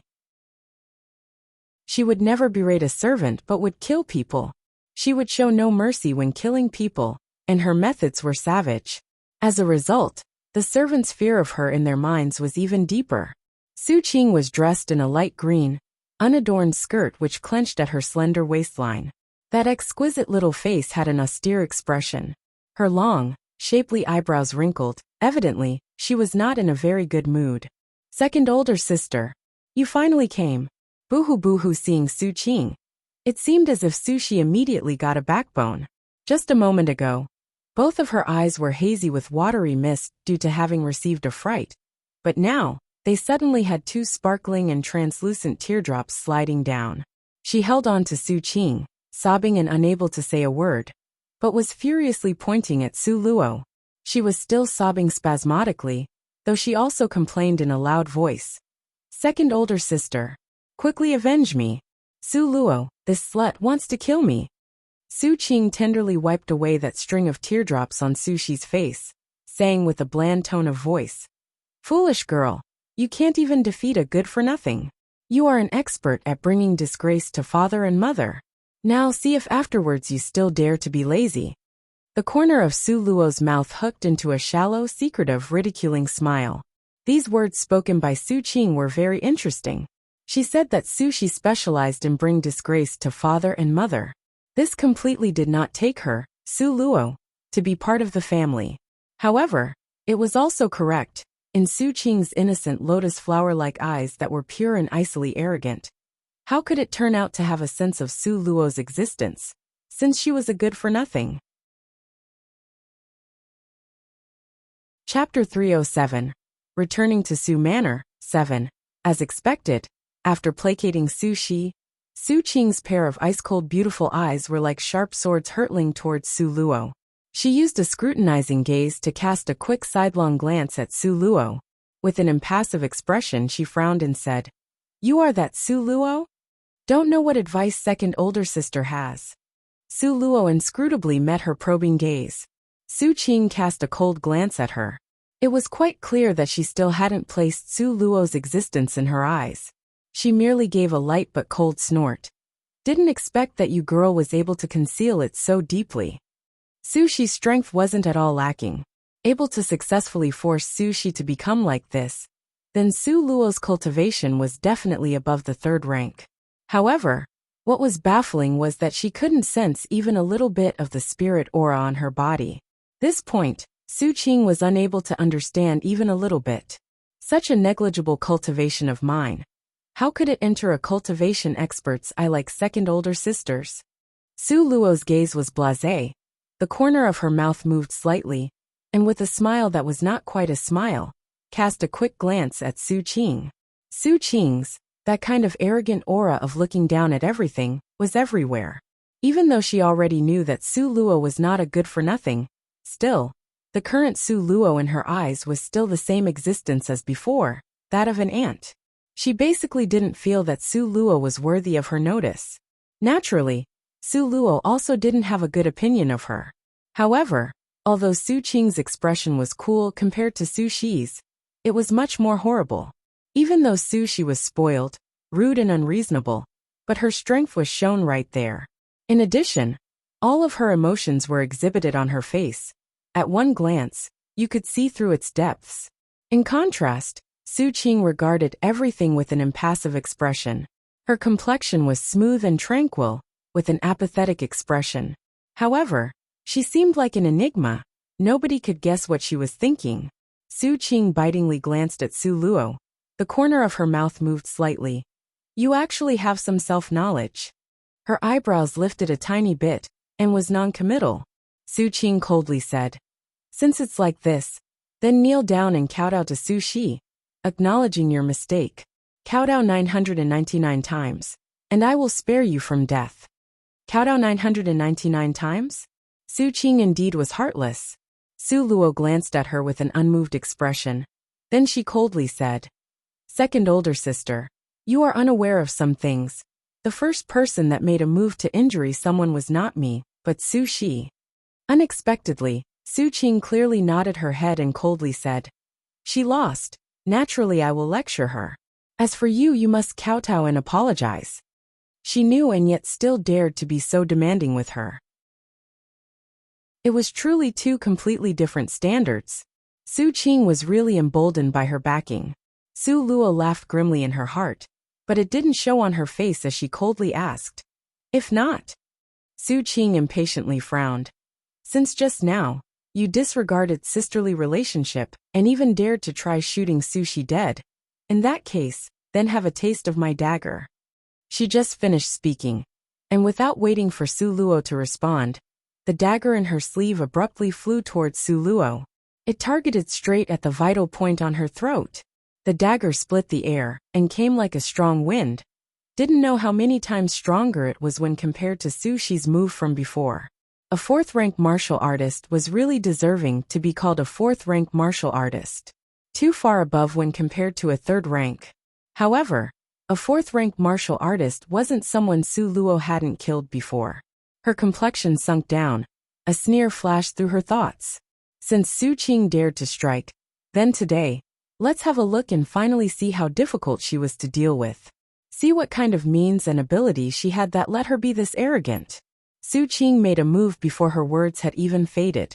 That sharp dagger immediately aggressively shot directly towards Su Luo. Its movement followed a strange trajectory, simply impossible for a person to guard against. Su Luo's hands intertwined together in front of her chest, condensing out a large black handprint. With a bang sound, it smashed towards that dagger. The huge, black handprint and the dagger rammed into each other.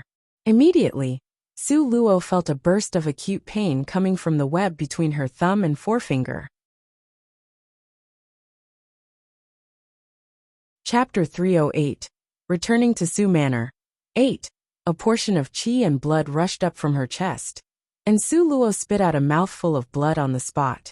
At the moment she dared not be rash, with clunk clunk clunk sounds. Her footsteps hurriedly fell back from the recoil. She directly moved back a distance of more than 10 steps. Finally her back severely hit the wall. This collision directly knocked her qi and blood into turmoil. A metallic and sweet taste came from her throat, and suddenly, she spurted out another mouthful of blood. Su Luo simply swiped away the bloodstain at the corner of her mouth. A pair of bright eyes stared at Su Qing. Sure enough, third rank and the fourth rank was as different as the sky and the earth. In addition, seeing the manner in which Su Qing struck just a moment ago, she clearly was not at the beginning of fourth rank. Instead, it appeared as if she was at the middle of the fourth rank. Because when she was at the Sunset Mountain Range being hunted by the subordinates of the Jade Lakes Ferry in order to kill her, the ones trying to kill her, if not at the third rank, then they were at fourth rank. As a result, with regards to martial artists at this rank, Su Luo was relatively more familiar with them. At this moment, Su Qing shot Su Luo a glance. That pair of clear and attractive eyebrows actually wrinkled. With regards to Su Luo being able to block that dagger from before, she was clearly extremely dissatisfied, owing to the fact that that dagger consumed 70% of her strength. She believed from the bottom of her heart that she could directly kill Su Luo on the spot. However, even if it was like this again, so what? Su Luo was simply not her opponent. A ridiculing expression appeared within Su Qing's clever eyes. Since you insist on courting death, then I will help you complete this wish.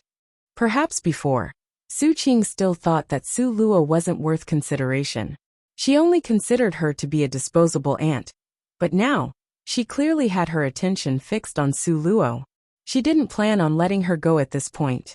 She coldly humphed, and once again struck towards Su Luo. This time, she didn't use a weapon, rather, she condensed her spirit force into her right palm. Her right palm slapped directly towards Su Luo's face. A moment ago, Su Shi had used this exact move, and was kicked by Su Luo. Su Qing had seen it very clearly. Now, since it was to help her younger sister retrieve back her dignity, naturally, using this strike was the best possible method. Su Luo's eyes flashed, and a cold intent appeared in her pupils. Within this Su manner, Su Qing and Su Shi would just treat her with such aggressiveness. Saying it bluntly, it was even to the point of wanting to kill her. They were truly bold. Could it be that they were not even afraid of Su Zian? No, a ridiculing grim, smiling expression passed through Su Luo's eyes. Usually, Su Zian wasn't happy with her. And to add on top of that, with last time's affair, he was even more unhappy with her. If Su Qing really killed her, then he would immediately look for an excuse for Su Qing to be exonerated, right? It was just like this. So Su Qing could have this kind of confidence, and keep repeating the statement of wanting to kill her? Facing the approaching momentum from that tumultuous palm strike, Su Luo once again released a large black handprint in midair. Staking it all today, because of her serious injury, she absolutely also wouldn't let Su Qing have an easy time. Just at this time, an angry voice sounded from outside of the door. Now everyone just stop. Because of this voice, Su Qing's palm strike slowed down, then she withdrew it. Su Luo also followed by withdrawing her own large handprint. Both of them looked towards the place where the sound was coming from. They only saw Su Jingyu walking quickly towards them from outside of the courtyard. His forehead was full of sweat. His nervous expression still carried a thread of worry, furiously saying, "What are you two doing right now? Still think the inside of the manor wasn't damaged enough?" Su Qing frowned and was just about to speak, but was interrupted post-haste by Su Jingyu. One only saw Su Jingyu pull at Su Qing's hand and immediately start to walk away. "Second younger sister, your older brother has been looking for you for a long time and finally found you. Quickly come with second older brother to the reception hall." Su Qing unconcernedly shook off his hand and in a cold, clear voice said, "Older brother's temperament seems a little too anxious." Unexpectedly, not only did Su Jingyu not listen to her input, instead, he was so anxious he nearly started to stomp his feet. "Second younger sister, you really can keep your composure. Do you know who came to our residence?" Chapter 309, Returning to Su Manor 9.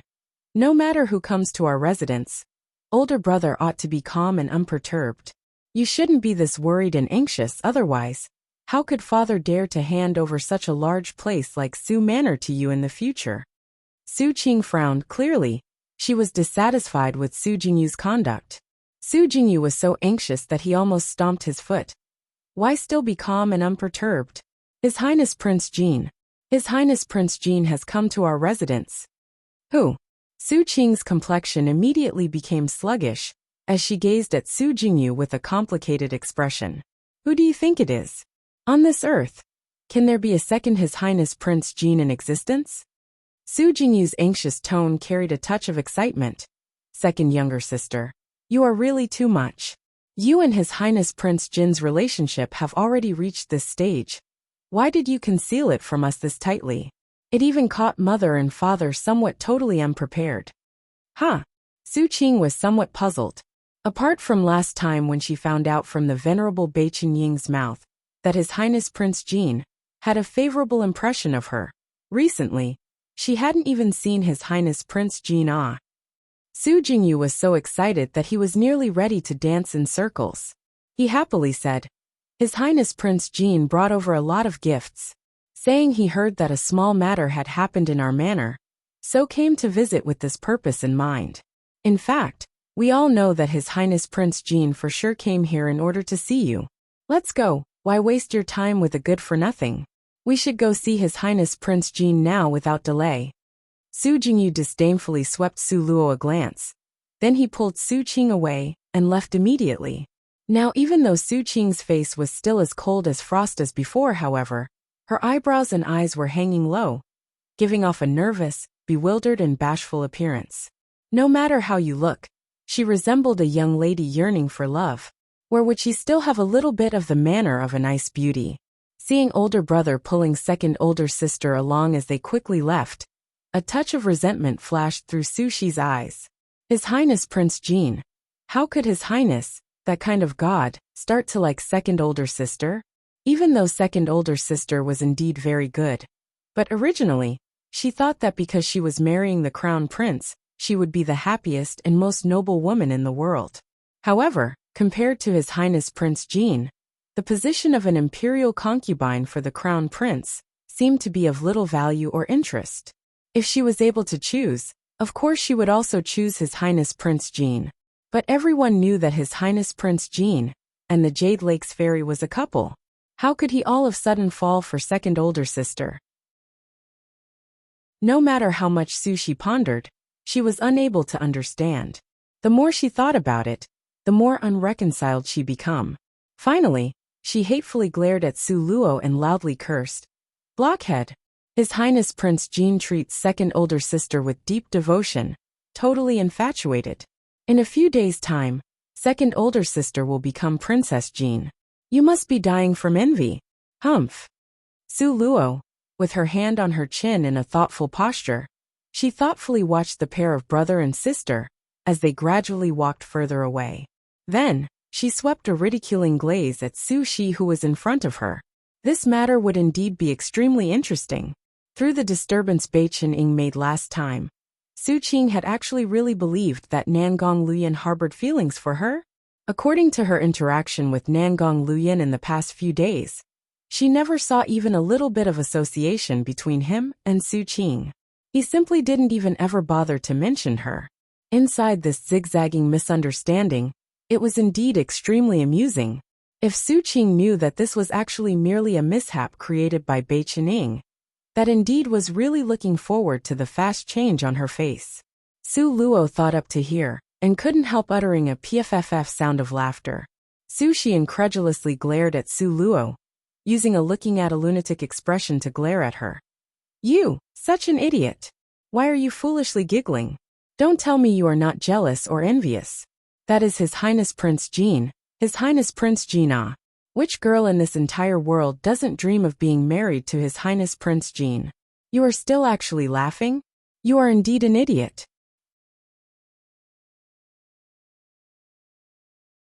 Chapter 310.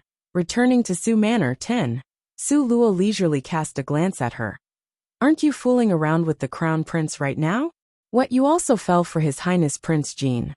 Didn't expect Nangong Luyan, that guy, would have so many fans. Look, the little Lolita in front of her had the Crown Prince as a fiancé, but was still his devoted fan. Su Shi's complexion became stiff, slanting her face away in annoyance. Shut up. I'm not going to speak to you. Humph. After a heavy snort, Su Shi picked up her skirt, turned around and was about to leave. Just like this, you are leaving? Not going to drink a cup of tea before leaving? Su Luo asked coldly at her figure from the back. Su Shi turned around and heavily glared at Su Luo. She then turned back furiously, and left with large strides. Even second older sister was gone. If she didn't go, what could she do by staying behind? She couldn't even beat her in a fight. This really could make her die from fury. When did this good-for-nothing strength already surpass hers? Su Shi decided that once she returned, she would go into seclusion and cultivate properly. Next time, she must beat Su Luo until not even a disc of armor was left. To weaken and kill her drive. Su Shi, the leader, had already left. What were the remaining people still staying behind for? The herd of people following close behind ashamedly fled in defeat. Su Shi was walking angrily. Suddenly, she returned to her senses and hatefully glared at the servants behind her. Her pale finger pointed at them. You guys, remember this from this miss. Today's matter, nobody is allowed to mention it. If even one person was to spread it outside. Today, she was simply disgraced all the way to her maternal grandmother's home. The herd of servants were all like yes man, with their heads shrinking back and nodding, indicating that they would not spread it out. Xiao Yu covered the smothering pain from her chest, in a low voice asked. Miss, the matter of the fourth miss knowing martial arts, this matter would be hard to conceal, right?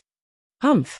If she had wanted to go in front of Daddy to be awarded for her achievement, she would already have told him. Why should she wait until now? You guys, remember this from me. The matter of her knowing martial arts, nobody is allowed to mention. Since Su Luo, this slut, wouldn't say it herself, then wasn't it just perfect? Yes, yes, yes. The herd of servants hastily nodded their heads. The fifth miss, when handling matters, was ruthless and unreasonable. Her methods were cruel, and she kept her word. Who would dare to disobey her commands? Speaking of the reception hall, on top of the chair, at the master's position up high, Nangong Luyan sat upright and tall. Evidently, he was holding a teacup made of white jade in his hand, unhurriedly tasting the tea. And below, Su Zian and the others sat in fear and trepidation, keeping him company.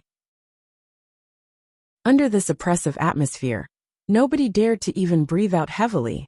Even though in the beginning, Su Zian learned from Bai Chen-ying's mouth that His Highness Prince Jean was interested in his family's Qing'er, however, he had merely smiled and didn't take it seriously.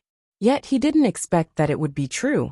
His Highness Prince Jean, who had never visited Su Manor, unexpectedly brought gifts while dropping in. His Highness Prince would actually visit the home of a state official. If this was spread out, who would believe it? Su Zian trembled with fear as he took a quick peek at His Highness Prince Jean. Seeing his pair of enigmatic eyes, with the corner of his mouth perked up slightly, He was clearly in a pretty good mood. With this glance, Su Zian also felt reassured. Nangong Luyan leisurely drank a mouthful of tea. His phoenix eyes narrowed slightly. He cast Su Zian a faint glance. The great General Su has good fortune. Such a spectacular and splendid good daughter. In the nation of Eastern Ling, how many people wouldn't envy you? His Luo girl was not only gifted enough to astonish people. In addition, she was also a wood and fire dual system apothecary. An elementary apothecary that could refine intermediate-level medicinal pills. A genius that was difficult to encounter in a millennium. This still said nothing of her being a space mage that had been lost on this continent for a long time. Every item in this pile, just randomly picking one to go out was enough to amaze and make people awestruck. And his Luo girl gathered all these advantages into a single person. Really, having such a daughter on this earth, whose fortune was better when compared to Su Zian's. Chapter 311, Returning to Su Manor 11.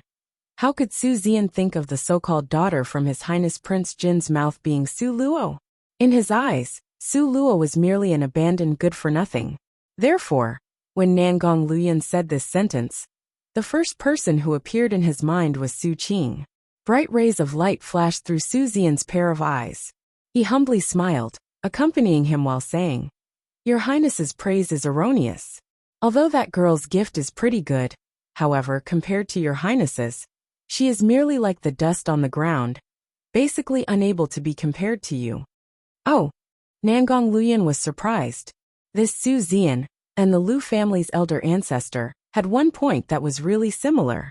They were both strict in treating other people, but lenient towards themselves. Luo girl's gifted talent, in his eyes, would actually become mere dust on the ground? He himself, at his old age, was no more than a minor 5th rank. He actually still didn't consider Luo girl's gift at the apex of talents as worthy? If others were to say this about his talent, he absolutely wouldn't pay it any attention. But disrespecting his Luo girl, a touch of frost momentarily flashed through his pair of beautiful, vibrant and bright eyes. The two people were totally unaware that they were talking at cross purposes. The person they were talking about simply was not the same person. Su Zian, completely lacking any awareness, seeing that His Highness not batting an eyelid while fiddling with the teacup, was still under the impression that he spoke correctly. And he still continued to talk nonstop in a self-deprecating manner. That girl, it is also thanks to her good luck. At a very young age, she paid her respects to a good teacher, otherwise, she also wouldn't have her current achievements. However, these accomplishments compared to your Highness's, falls far too short. The distance is too far. Nangong Luyan frowned with displeasure. She paid respects to a good teacher? When did his Luor formally become an apprentice to a master? Why was it he didn't know? Which master was it? Was the master a male or female? Was the master good-looking or not? Sure enough, men's IQ, when caught in the snare of love, were all unlikely to be very high, including His Highness Prince Jin. He immediately overlooked everything else and made a beeline for the main subject, becoming entangled in the question of Su Luo's teacher. He was just about to ask when the rushing sounds of footsteps came from outside the door. Right after, Su Jingyu's face that was full of smiles emerged. "It has already come to this, why still be so bashful? Stop dawdling, quickly come in." Su Jingyu, with one step, entered the hall, but discovered that today's female lead, his treasured second younger sister Su Qing, had fallen behind.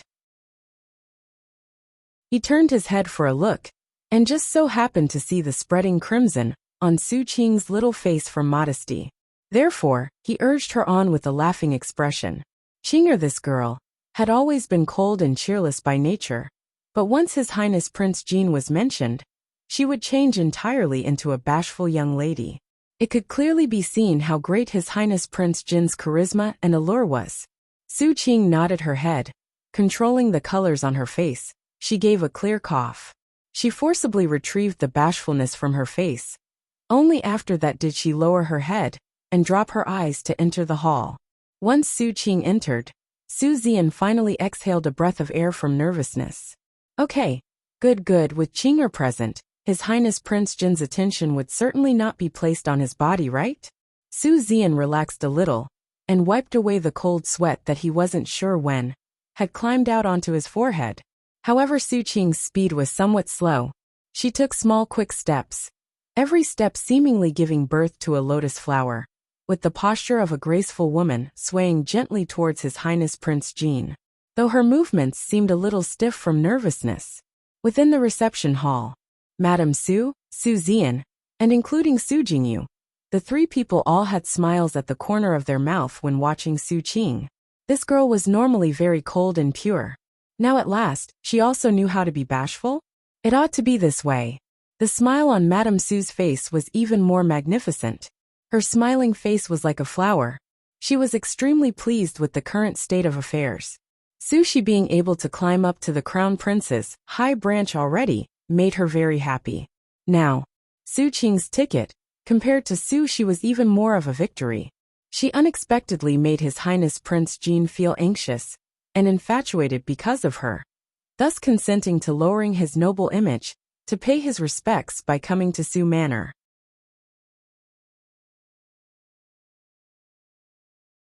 Chapter 312. Returning to Su Manor 12. Madame Su secretly thought with delight. She was definitely the daughter she gave birth to, as expected, extraordinarily charismatic. All the people present had their betting gaze on Su Qing's body. She paid no attention to the bystanders' gazes, but Su Qing covertly raised her eyes to look at Nangong Luyan. Seeing his pair of beautiful black as ink eyes staring at herself, the crimson color she had curbed with great difficulty. With one brush once again appeared on top of her fair face. The sudden contrast of bashfulness against her skin repeatedly appearing was as gorgeous as the blooming cherry blossoms in March. When Su Zian saw Su Qing's bashful, taciturn little appearance, he immediately started to laugh openly. Ha ha ha, Qinger! Quickly come over to meet His Highness Prince Jin. Su Qing bent her knees with eyes lowered, curtsying daintily towards His Highness Prince Jin. Meeting with His Highness Prince Jin. Nangong Liuyun's clear gaze cast her a shallow glance. His profoundly mysterious phoenix eyes narrowed slightly. Then he casually said, "Rise." Nobody minded His Highness Prince Jin's coldness. They all felt it was very normal. Moreover, they also felt his manner was unusually amiable. Madame Su smilingly looked at the people in front of her, like a pair of jade amulets. The male was extremely handsome. The female was incomparably beautiful.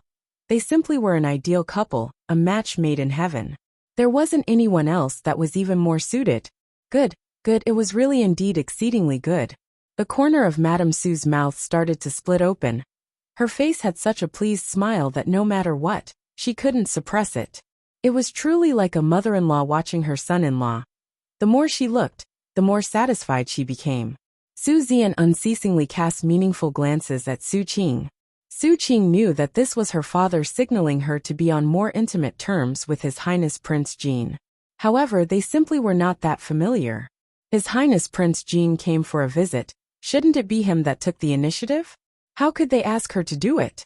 Truly shaming a person to death. She furtively shot a glance at His Highness Prince Jin, and saw his matchless handsome and eminent face, which was like a Greek god of war. There was still his pair of eyes that was brighter than the stars. From its depths radiated faint rays of resplendent light. It revealed a peerless and exceptionally proud expression. That she could be adored by this kind of man. It truly was good fortune accumulated from many of her lifetimes. Never mind, since he took the initiative to come to her door, then she also ought to take the initiative to respond back, as was proper. After all, His Highness Prince Jin was someone from high above her. That he was able to come to her door was already way beyond her expectations. Su Qing's heart was being very bashful naturally. A little of it also appeared on her face. She shyly stepped forward and took the teapot. She poured tea into the white jade teacup that His Highness Prince Jin had set aside on the table. Your Highness, the tea in the manor naturally is not as good as the ones in Prince Jin's royal manor. Please pardon its quality a bit. Nangong Luyan once again cast Su Qing a glance, and with an indifferent tone said, "Put it down, go sit on the side." This woman was Luo Girl's sibling, right? Alas, marrying Luo Girl was really not easy. He still needed to restrain his temper, and endure feigning civility with these random people. Nangong Luyan thought somewhat impatiently. Yet, when Su Zian saw this, his heart was elated. Yes, sure enough, His Highness Prince Jin definitely had deep feelings and intention towards Qing'er. See, ever since His Highness entered the residence, he was the most pleasant towards Su Qing. He even granted her a seat. All these were sufficient to prove everything. Before, Madame was still worried that what the Venerable Beichen had said was nonsense. Now gathered together, it should not be false, right? Thinking up to here, Su Zian raised a smug eyebrow at Madame Su. Madame Su pursed her lips and smiled, secretly nodding. The husband and wife pair made eyes with each other under the gazes of everyone present. All of this was seen by Nangong Luyan. Nangong Luyan frowned with some annoyance.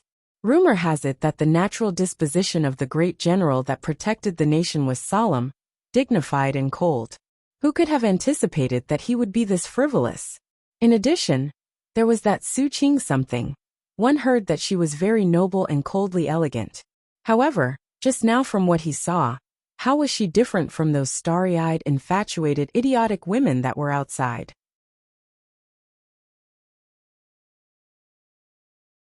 Chapter 313. Returning to Su Manor, 13. Su Jingyu took note of His Highness Prince Jin's expression, and immediately gave off a distinct coughing sound in an attempt to divert his attention. Your Highness Prince Jin is too polite. You bringing along these gifts is enough even as a bride's gift. If other people do not know, they would think you came to our home to bring the betrothal gifts. Ha ha ha. Su Jingyu saw that His Highness Prince Jin promptly stared at him unblinkingly.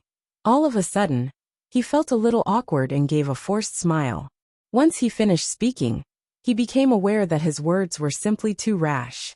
Who was His Highness Prince Jin? Was his affair something he could just randomly say? Having thought of this, Su Jingyu immediately quivered from head to toe in fear. He had a terrified expression at once, nearly kneeling down. Who would have imagined that once Nangong Luyan heard it? Not only was he not displeased, on the contrary, his dark red lips tilted up, carrying a touch of a smile. It also had a bit of hidden bitterness as it released a sigh. Those words you said, this king likes to hear. Only it's a pity that even if this king brought over a mountain of gold and silver as bridal gifts, that certain person would also not agree. His Luo girl was indeed very hard to pursue. He also didn't know how far he still had to walk on this road to chase after his wife, before he could hug a beautiful wife. Sometimes when he thought about this, he truly wished he could just kidnap her to his home, and let it be. Su Jingyu never expected that His Highness Prince Jin would let out such a sigh. Immediately, he started to plan and thought deeply. Soon after, he thought he understood. He smiled very amusingly. Your Highness, you are thinking too much. On this earth, how can there be a person who won't agree to marrying you? Qing'er, what do you say? Originally, because of the sentence about bridal gifts from just a moment ago, Su Qing's state of mind was disordered.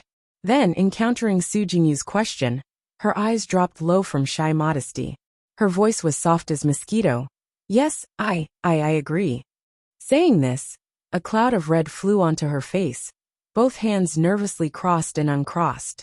She bashfully lowered her head, simply not daring to raise her head. Once Su Qing said these words, Su Zian and the other members were immediately so happy that they nearly flew up, especially Su Zian. He burst into loud, happy laughter. He laughed to his heart's content. His Highness Prince Jin took a fancy to his Qing'er. Surely very quickly, she would become Princess Jin. It looked like very quickly, his position would shift up once more. He was indeed very happy. Nangong Liuyun's hearing ability was really good. No matter how soft Su Qing said it, it was impossible for him not to hear. Only, he was somewhat unclear why this young lady would abruptly have a brain seizure to speak out to agree or not agree with these words. It was not like the person he wanted to marry was her. Did the brains of everyone in Su Manor seized up? Could it be that aside from his Luo girl, there wasn't another normal person? He was still a great general that protected the nation. How could a person with brain seizure protect the country? Looked like this position must be moved around a little. Nangong Luyan, having waited, had become a little impatient. He had always handled matters as he pleased, absolutely unrestrained. Today, him being able to restrain his temper to wait in Su Manor's reception hall was all because of his Luo girl. Because these were the people from her family, therefore, his temper was able to endure enough for him to sit there peacefully. However, having waited for a while and still not seeing his Luo girl despite all this waiting, Nangong Luoyan was suddenly annoyed. His pair of remote and cold phoenix eyes swept toward Su Zian. General Su, where is the person this king wanted to see? Why is she still not here yet? Once these words were spoken, Su Zian's joyful laughter suddenly came to an end. He somewhat bewilderedly looked at His Highness Prince Jean. After a long time, he finally came to his senses. Your Highness, isn't Qing'er already standing in front of you? Nangong Liuyun's sword-like eyebrows nodded coldly, letting out a cold snort in displeasure. Qing'er? What kind of thing is it? Does it have any relation to the person this king wanted to see? Once these words were spoken, immediately, all the people present became cold and respectful. Everyone inhaled a mouthful of cold air. Without exception, they all stared blankly at Nangong Luoyan with a disbelieving, stupefied expression.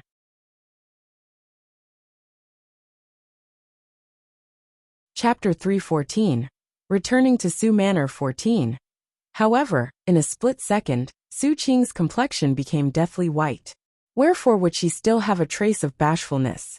That pair of clear, cold and beautiful eyes were opened wide, rigidly staring at His Highness Prince Jean. Her eyes were full of disbelief. What are you saying? The person your highness wanted to see, isn't it Qing'er? The corner of Su Zian's mouth stiffened, muttering the words. He felt his own brain going completely blank. He was as stiff as an iron rod, simply incapable of thinking anymore. Nangong Luoyan harshly tossed the teacup onto the table. With a frown he coldly said, "This king doesn't care about your Qing'er or Zhuor one. Do you still remember what this king said before? Your Highness said, you should call your daughter to come over." Su Zian rigidly recalled. Only he found that his brain's reaction was very slow. It was wooden and blank. In that case, what was it that you did? Nangong Luoyan impatiently berated. The person this king wanted to see is a certain young lady in your home. You called over a random, starry-eyed, infatuated flower to deal with this king? Su Zian, you have great courage. Disordered random flower, starry-eyed, infatuated? Su Qing's normally pale face immediately became so white as to lack all color. Her body was as stiff as iron, like a wooden board sticking out from a pile, unmoving. His Highness Prince Jean had actually said she was starry-eyed and infatuated, starry-eyed and infatuated. These two words circled around in Su Qing's mind uninterrupted. They expanded, then magnified endlessly. And again they enlarged. Su Jingyu and Madame Su were also stupefied. They foolishly and blankly stared at His Highness Prince Jean. Seeing His Highness's anger, even a trace of chill appeared in their hearts. Su Jingyu summoned up his courage and trembled uncontrollably as he asked, Your Highness, isn't Qing'er the person you wanted to see? Aren't you and Qing'er? Are we what? A frosty light flashed through Nangong Liuyan's eyes. Su Jingyu nervously swallowed some saliva. At last summoning his courage, he asked in a whisper, The person you want to marry, could it be she isn't Qing'er? Having heard what was said, Nangong Luoyan at first was startled. Then he was once again irritated. With a ridiculing and sarcastic manner, he pointed at Su Qing, saying in genuine disbelief, Are you all insane? Bringing this kind of starry-eyed, infatuated idiot to be placed on equal terms with this king? In you people's eyes, this king is just like a blind person? Su Zian, you have great courage. Having heard these words, Su Zian didn't have the mind to bother with other stuff, as he immediately kneeled in fear and trepidation. Your Highness, please calm down. Your Highness, please calm down. It was all because this useless person is ignorant. Having heard some nonsense from outside, and just took it as truth. I hope your Highness will be magnanimous. You must by all means calm down. Momentarily, Su Qing's entire person was stupefied. It was said that just a moment ago she still had a little delusion regarding His Highness Prince Jean. Then now, her beautiful dream was thoroughly smashed into pieces. Moreover, it would never be put back together. She thought it over countless times. No matter what, she could not imagine that in His Highness Prince Jin's eyes, unexpectedly, She was this kind of person. Starry-eyed, infatuated idiot, a waste. Weren't these labels belonging exclusively to Su Luo? How did it get stuck onto her body? Su Qing wanted to cry, but found her own brain dazed and stunned. Not even one tear would fall out. She merely felt stupid and stood there blankly. The surrounding atmosphere made her feel suffocated. It was so oppressive that she nearly fainted. She stupidly stared at His Highness Prince Jean, whereas the receiving party regarded her as a pair of worn-out shoes. In his eyes, she was actually nothing. But just a moment ago, she still was hoping that this callous, fickle man would love her at first sight. Ha! She really was too stupid, and had too high an opinion of herself. This kind of man, why would he stop and stay because of a woman? How could it be possible? Nangong Luyan stingily didn't even glance at Su Qing. His indifferent expression swept towards Su Zian. Wen Qing or Zhuo is a play on words. Qing in Chinese is clear while Zhuo is Chinese for turbid/muddy.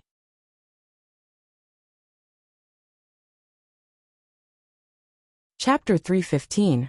Returning to Su Manor 15. This glance, although cursory, yet it frightened Su Zian's heart and made him jumpy beyond flustered. Su Zian urgently bellowed at Su Jingyu in fury. Why are you still staring blankly? Go and fetch all of your younger sisters now without delay. Su Jingyu had a somewhat stupefied look with a complicated expression. He silently took a quick glance at His Highness Prince Jean, lowering his voice to nervously ask, "Who should I fetch?" "All of them." Su Zian saw His Highness Prince Jean sipped a mouthful of tea with his indifferent expression.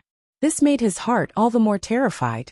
God knows once this Yama, king of hell, was annoyed and provoked, what kind of crazy stuff he would do. Su Jingyu muttered apprehensively to himself. Is this necessary? Isn't just asking fifth younger sister to come fine? In any case, Su Wan was already a fallen woman, and Su Luo was basically a good-for-nothing. What's the point of asking these two to come? Su Zian saw His Highness Prince Jean frown, and he panicked. The palm of his hand hit towards Su Jingyu's forehead, while angrily roaring. I ordered you to go, so you should quickly scram for your daddy. While speaking, Su Zian heavily kicked towards Su Jingyu's ass, and directly kicked him out the door. Su Jingyu massaged his thoroughly aching buttocks. He had a gloomy and malicious expression, extremely unhappy, but regardless of his mood, His Highness Prince Jean was still sitting in the reception hall. None of them could afford to offend him. If they caused His Highness Prince Jean to be unhappy, Su Manor's entire residence would be wiped out to disappear in the vastness of history. This was also not something that was hard to imagine. After all, it wasn't like His Highness Prince Jean hadn't done something like this before. Alas, the pitiful second younger sister, heartfeltly studying for such a long time. In the end it was all wasted effort. Ultimately, she still let fifth younger sister take the cheap advantage, right? Only the fifth younger sister, Su Jingyu, was once again tangled. Fifth younger sister and the crown prince already had a vague relationship. Father and the emperor also already reached an understanding. Within the next few days, the imperial edict would arrive to grant them the marriage. Now, His Highness Prince Jean came to make this move, catching them completely unprepared. This also made it difficult for them to choose. In addition, there was still His Highness the Crown Prince. Su Jingyu fidgeted as he kneaded his throbbing and jumping temple. Even though he himself felt that His Highness Prince Jean was someone the Crown Prince was unable to reach. However, on the surface, he was clearly still a man on the Crown Prince's side. The Crown Prince also hated His Highness Prince Jean, to the point of gnashing his teeth. He and His Highness Prince Jean could not coexist. This point was one he understood clearly better than anybody. However, now, this situation, just thinking about it would give anyone a headache. At once, Su Jingyu subconsciously determined that the person His Highness Prince Jean wanted to see was Su Shi. Because from his point of view, Su Wan's body was already ruined. In this lifetime, it was impossible for her to turn it around. As for Su Luo, she was simply an idiotic good-for-nothing. Even he wouldn't glance at her, let alone His Highness Prince Jin's type of god from the 9th layer of heaven, okay? If he was to bring Su Luo in front of His Highness Prince Jean, that would be dirtying His Highness's eyes. However, Even though Su Jingyu was very unwilling to ask Su Luo, while following Su Xian's command from before, he had no choice but to go and ask. Consequently, he instructed 2 servants to go and invite Su Wan and Su Luo. He personally strolled towards the courtyard Su Shi resided in. Bang! The crisp sound of porcelain hitting the ground echoed within the room. Again it was followed by the sharply clear, crackling and rattling sounds of things smashing to the ground. Hearing it made a person's heart panic and body jump in fright. Su Jingyu's eyebrow nodded slightly. He had an annoyed expression, so with quick steps he walked inside. When he saw the scene inside, his sword-like eyebrows wrinkled into the Chinese character. Now on the ground inside the room were broken pieces and fragments of porcelain. Every kind of thing that could be smashed was all smashed. Even the table, chairs and furniture were all shattered into pieces. It almost looked like it had gone through a large earthquake. Su Shi, why are you again throwing a fit of anger? Su Jingyu glared at Su Shi with extreme displeasure.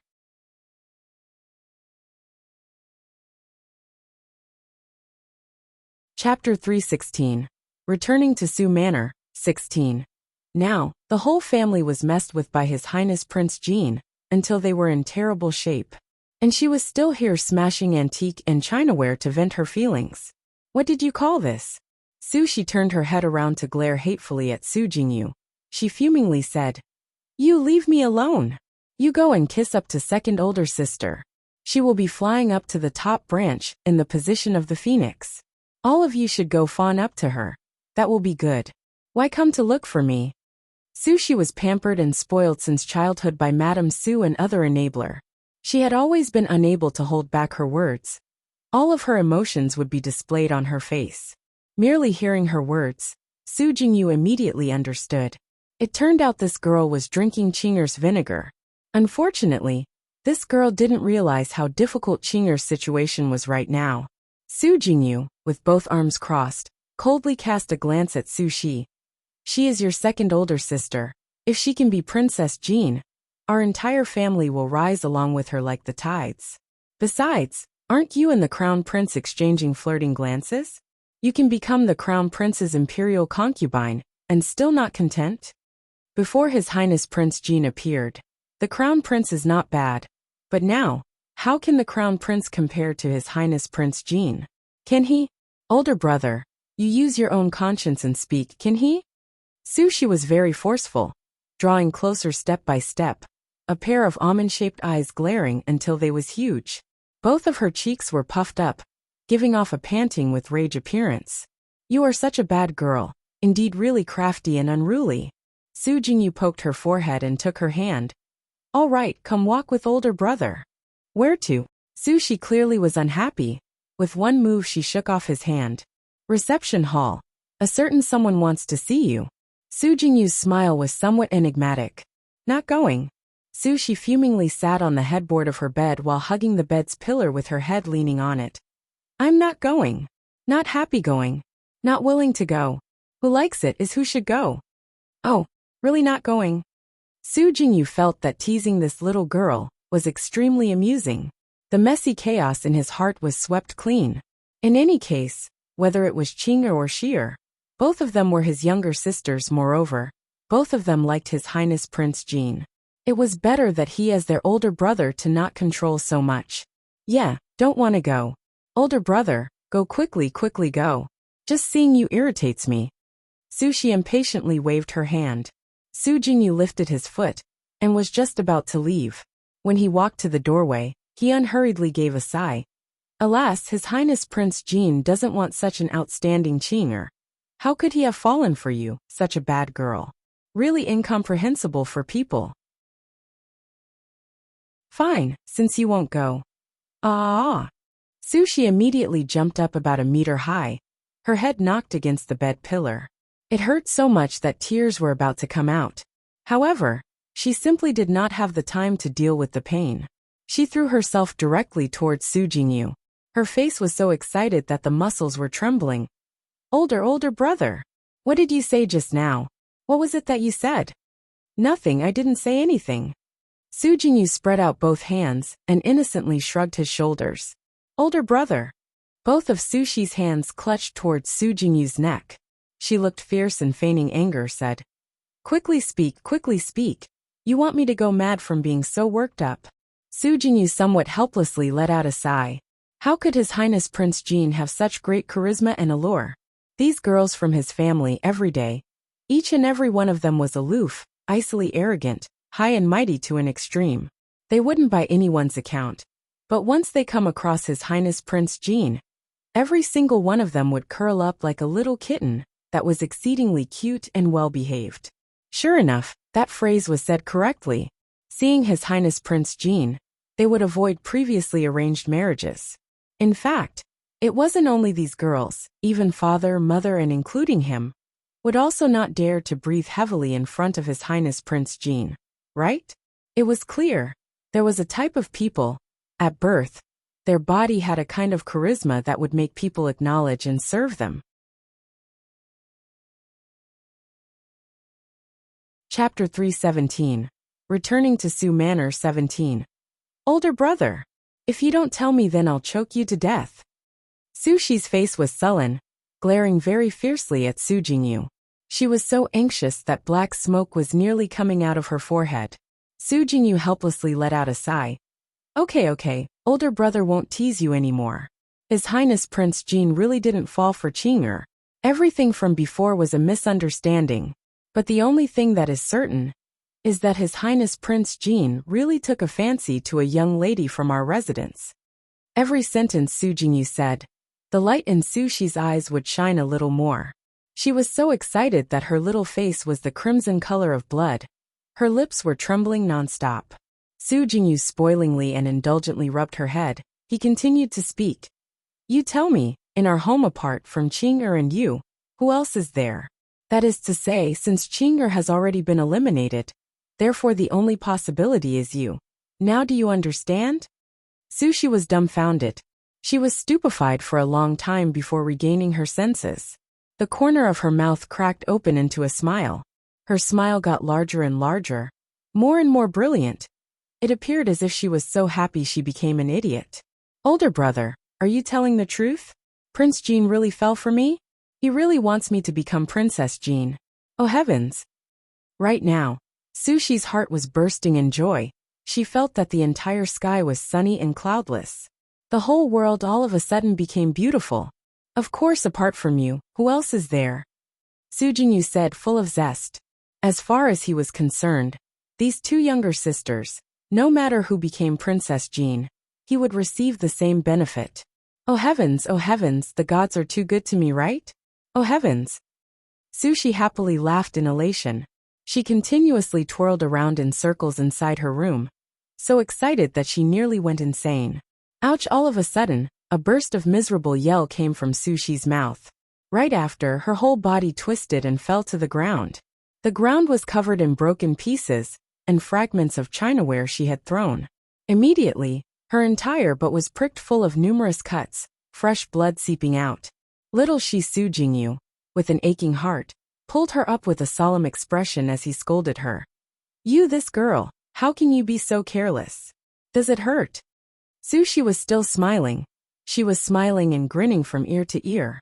She hurriedly waved her hand and said, doesn't hurt, it didn't hurt a bit. He, you this girl. Kept smiling until you are stupid. Su Jingyu exasperatedly poked at her forehead. He Su Shi, with one hand, pushed Su Jingyu away and turned around to immediately run towards the outside door. Older brother, I'm going to go see His Highness Prince Jean, take your time. Hey little Shi, wait for me. Su Jingyu called out loudly. However, before waiting for him to turn around, even the shadow of Su Shi's figure was already gone. Su Jingyu could only helplessly shake his head. Seeing Su Shi looking like this, Su Jingyu secretly sighed in his heart. His Highness Prince Jean had rejected Qing'er, not sure if this was a good thing or not. Speaking of Su Shi, she ran so fast. She was like a wisp of smoke and fast as lightning, as she rushed towards the reception hall. Standing outside of the door, Su Shi very firmly inhaled a breath of air. She calmed down her excited frame of mind. Only then did she purse her lips and cover up the happy expression at the corner of her eye, and strolled right in. When Su Zian and Madame Su saw Su Shi enter, Their hearts were especially complicated. Both of them gazed towards Su Shi with a troubled, heart-aching expression. Su Qing's pair of beautiful eyes rigidly glared at the approaching Su Shi, who was swaying gently with a womanly grace. That pair of eyes was as cold as a millennium-old block of ice, and also like 1,000 layers of the edges of icy blades. If her gaze could kill people, the Su Shi right now would have already died 1,000,000 times. Taking note of Su Qing's hateful and jealous gaze, Su Shi raised an eyebrow and slanted her a glance. Humph, since childhood, second older sister's gift compared to hers was always better. Even more, at such a young age, she had also paid her respects to a great teacher. If she hadn't returned, then it was tolerable. But once she returned, she immediately snatched away all the attention and the gazes that belonged to her. She still believed that she was a real peacock spreading its tail, and that everyone would like her. Chapter 318. Returning to Su Manor, 18. Humph, since His Highness Prince Jean liked her, let her be jealous. Su Shi, who had always secretly hated Su Qing, now seemed to have made a comeback. She completely ignored Su Qing's feelings. On the contrary, the more painful it was for her, the more comfortable Su Shi's heart would be. Originally, a pair of blood sisters from the same father and mother normally was also on the same page in a very close relationship. However, because of one guy, animosity was born in the hearts of this pair of sisters. Su Shi swayed gently with glowing beauty as she moved in front of Prince Jean and made her salutations cutely. Nangong Luyin indifferently continued to drink his tea, basically giving no indication that he even noticed her. Su Shi's heart became anxious. Didn't older brother say His Highness Prince Jean was interested in her? How could he have this kind of attitude? Could it be that older brother had guessed wrong? No, it's not like this. It absolutely could not be like this. His Highness Prince Jean belonged to her. Su Shi hastened to squeeze out a trace of a smile on her stiff face. She cutely and kitten-like sashayed to in front of His Highness Prince Jean. She reached out her slender pale hand, wanting to hold His Highness Prince Jin's hand. However, before you know it, one could only see the flash of a shadow, and Su Shi's figure was already hit all the way out the door. After a long while, a distant miserable shriek of pain could be heard from outside. Su Zian, Madame Su, Su Jingyu and also Su Qing. Now all of their eyes were open very wide. They all stared in shock at that figure that was sent flying, and they were speechless for a very long time. Madame Su was very worried about the condition of Su Shi's injury. However, with His Highness Prince Jean present, everyone in the reception hall was enveloped in his chi field. She basically wouldn't even dare to breathe loudly, not to mention even leaving here halfway through. But His Highness Prince Jean he unexpectedly hit Su Shi, directly sending her flying out. This simply was. Yet, Nangong Luyin was still unperturbed without a ripple, and took another sip of tea. His tone was like the ice in a deep pool, ice cold to the bone. Su Zian, you birthed a good daughter, ah. Su Zian's heart suddenly sank to the ground. He knew that this enigmatic and impossible to predict His Highness Prince Jean, in front of his eyes, was already getting a little angry. Only no matter what he couldn't guess right. His Highness Prince Jean descended on Su Manor, and kept on saying he wanted to see Su Zian's daughter. But Qing'er was refused. Xi'er was sent flying. In the end, who was it he wanted to see? Was giving a hint too much to ask? Su Zian was simply about to be overwrought from being pressed too hard. Your Highness, are you perhaps mistaken? Su Zian forced himself to step forward to reply. Since Qing'er and Xi'er both are not the person you wanted to find, then that young lady you are looking for definitely is not in my home. Still hope that Your Highness Prince Jean investigates it thoroughly. Nangong Luyin leisurely took a sip of tea. In a calm and composed manner he spoke. Su Zian, are you blaming this king for coming to your residence to make trouble without reason? His tone was like a soothing cloud and a gentle wind, downplaying every word. But for Su Zian's ears which heard these words, it seemed like a scorching thunderous lightning that was violently exploding in his mind. Su Zian knew that His Highness Prince Jean was displeased. However, these words of his were obviously spoken with good intentions. Why was it that His Highness still wasn't happy? This left him at a total loss. The pitiful him simply did not know, because he had inadvertently eliminated Su Luo. He was therefore confronted with a man who was now offended on Su Luo's behalf, because he always became narrow-minded when it came to Su Luo. Su Zian hurriedly tried to explain himself. Your Highness, this person really isn't trying to find fault with you. Rather, to tell you the truth, this person really only has these 2 daughters, and won't ever be able to find the person you are looking for. Nangong Luyan still gracefully sat there drinking tea. A chilliness flashed through his black eyes. He said a sentence with a tone that was light as a feather. Su Zian, Su Zian, you such a person, does not know when you are well off. This lifetime, I'm afraid you will carry a lifelong regret.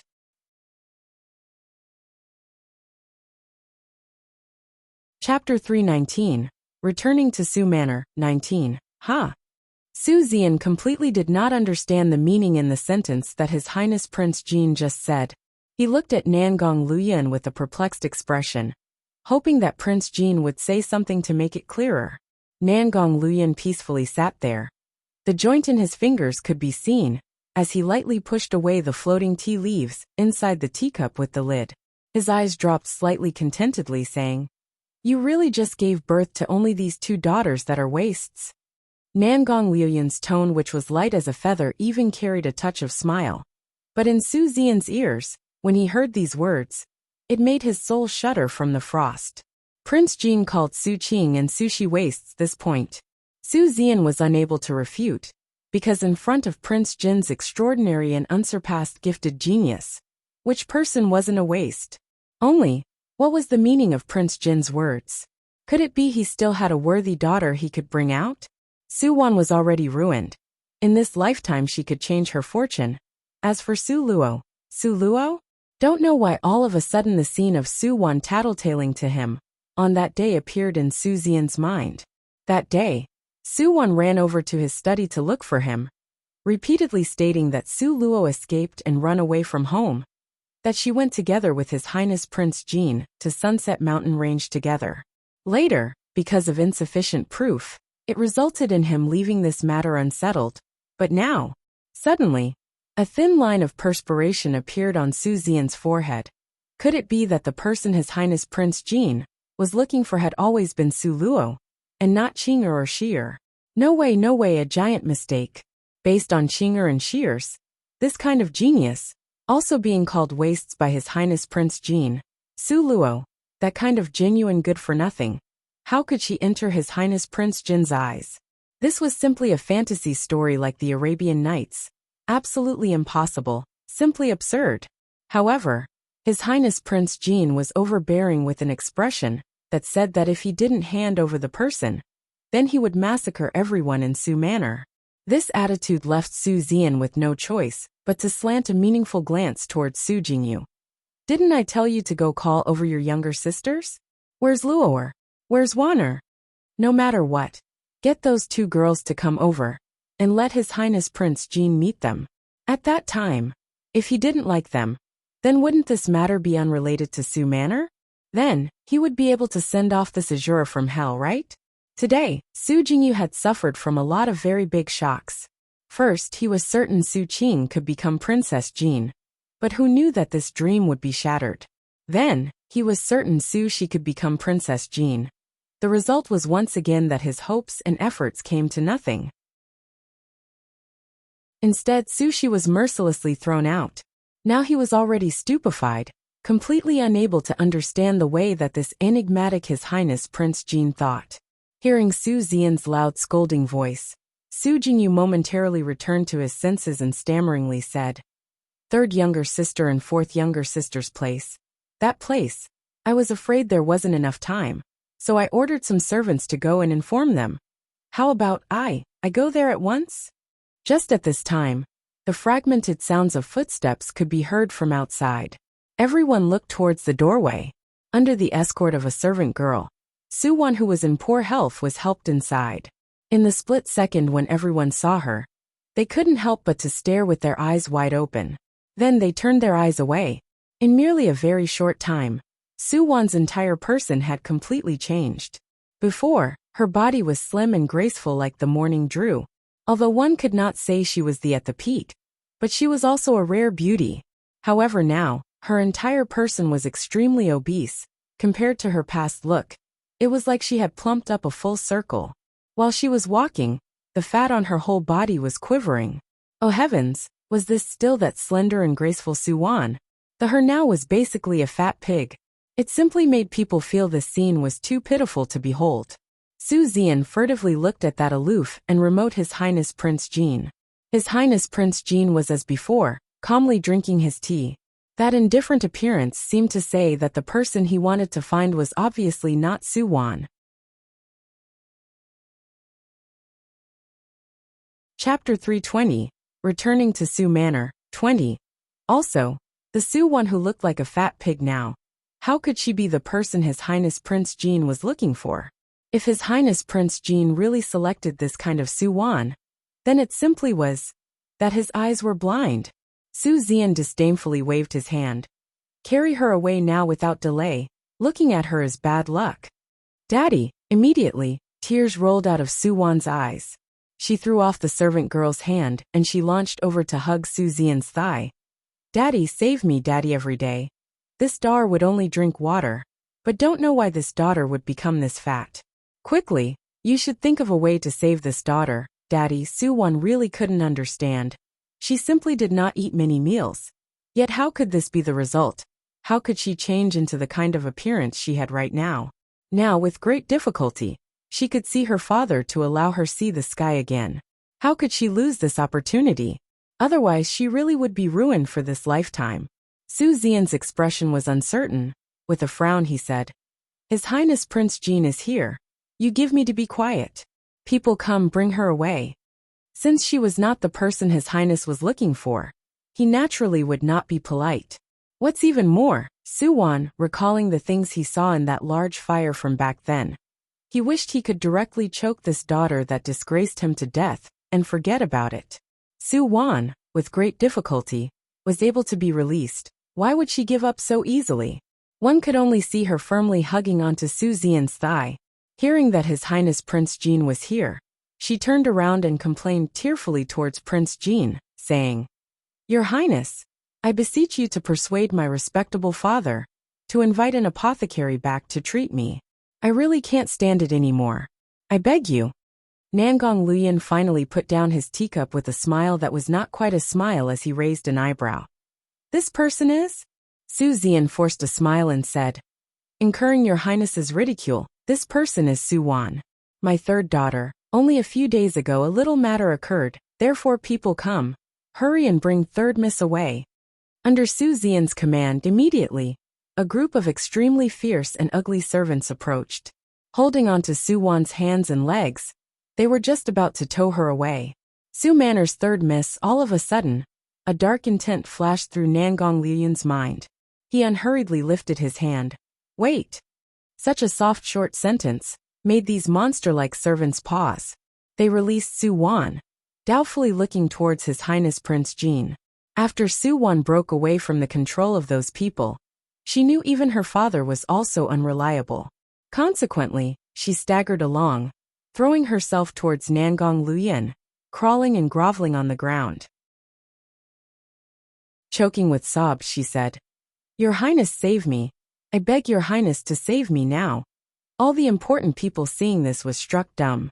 Could it be that His Highness Prince Jean really had interest in this fallen woman? Su-wan that was as fat as a pig? If this matter was true, then His Highness Prince Jin's taste was rather too extreme, too heavy, right? Now everyone's gaze was focused on Nangong Luyan's face, unblinkingly looking at him, deeply afraid of missing a trace of information. Nangong Luyan faintly looked at Su-wan. His pair of beautiful eyes concealed wickedness and charm. Oh? Someone wants to harm you? Yes. Someone put poison in my food, otherwise, I absolutely would not become this fat within a few days. Your Highness, I beg you to say a few good words for me to my father. A few words from you is more powerful than the 1,000 words I would say. Su-wan's tears were packed, crying like the rain on pear flowers. Only, it was now a pity you couldn't make out a trace of beauty, matched to that extremely fat body. The more you looked, the more it would spoil a person's appetite.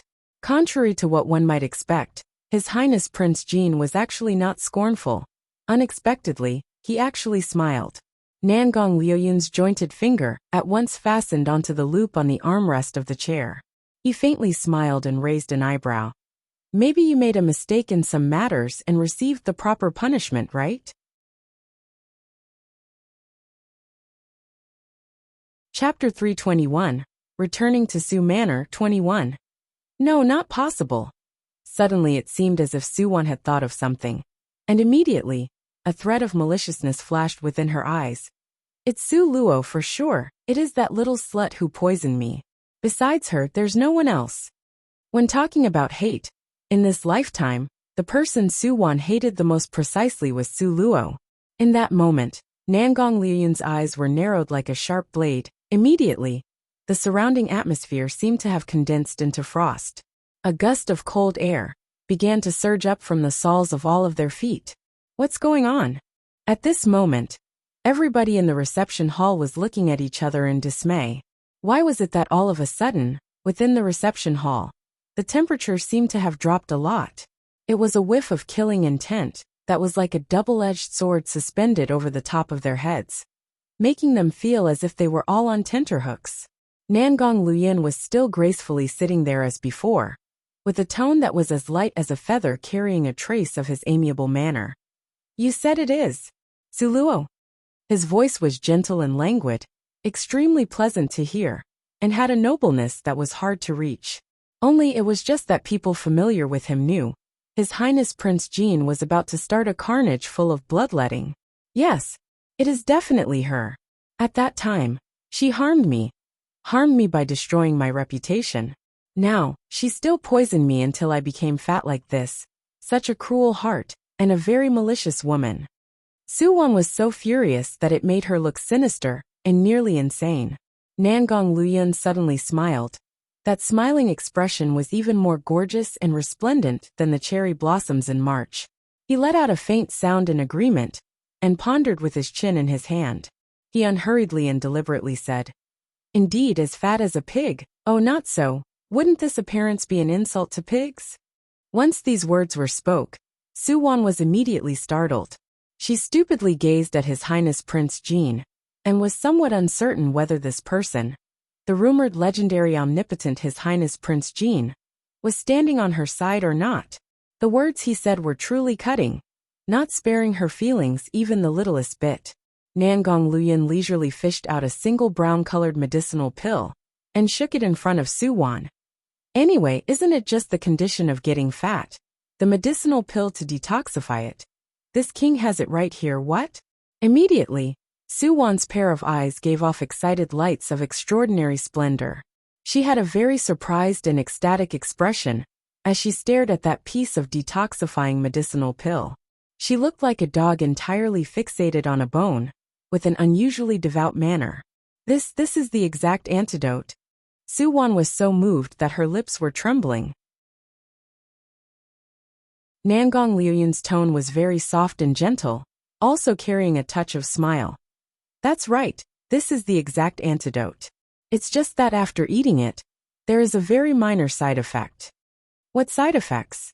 Su-won, having been mesmerized by the efficacy of this medicinal pill, totally did not notice the treacherous gleam that flashed through Nangong Liuyun's pair of ink-black eyes. Only after using it will you know. Nangong Liuyun drank a shallow mouthful of tea. His eyes had a smile that was not quite a smile expression, full of meaning that would make someone real. His gaze was concealed, nefarious, and inscrutable. No matter what the side effects are, I beseech your Highness Prince Jean to bestow this medicine. If it can truly remove this poison, in the future, Su-won would do whatever and work extremely hard to repay your highness. Su-won's face was resolute. Both of her hands were firmly clenched into fists. This was her last chance, moreover. If she was able to stay by His Highness's side, she would simply be flying to the top of the tree and transforming into a phoenix. The matter that made people feel strange was that the corner of Nangong Liuyun's mouth only hooked into an enigmatic, demonically charming smile. Without even haggling over the price, he tossed that medicinal pill to Su-won. Su-won took it. She didn't even use water, and impatiently directly swallowed it in her excitement. Su Xian's group of people waited anxiously as they watched His Highness Prince Jin. No matter what, they couldn't understand why His Highness Prince Jin, with indeterminable mood swings, would treat Su Wan so differently. Could it be that he truly fancied Su Wan? But it always felt that somewhere was strange. Su Xian kneeled down with deep gratitude, said, "Your Highness's favor in bestowing the medicine, your favor is so great that this person will remember for as long as I live."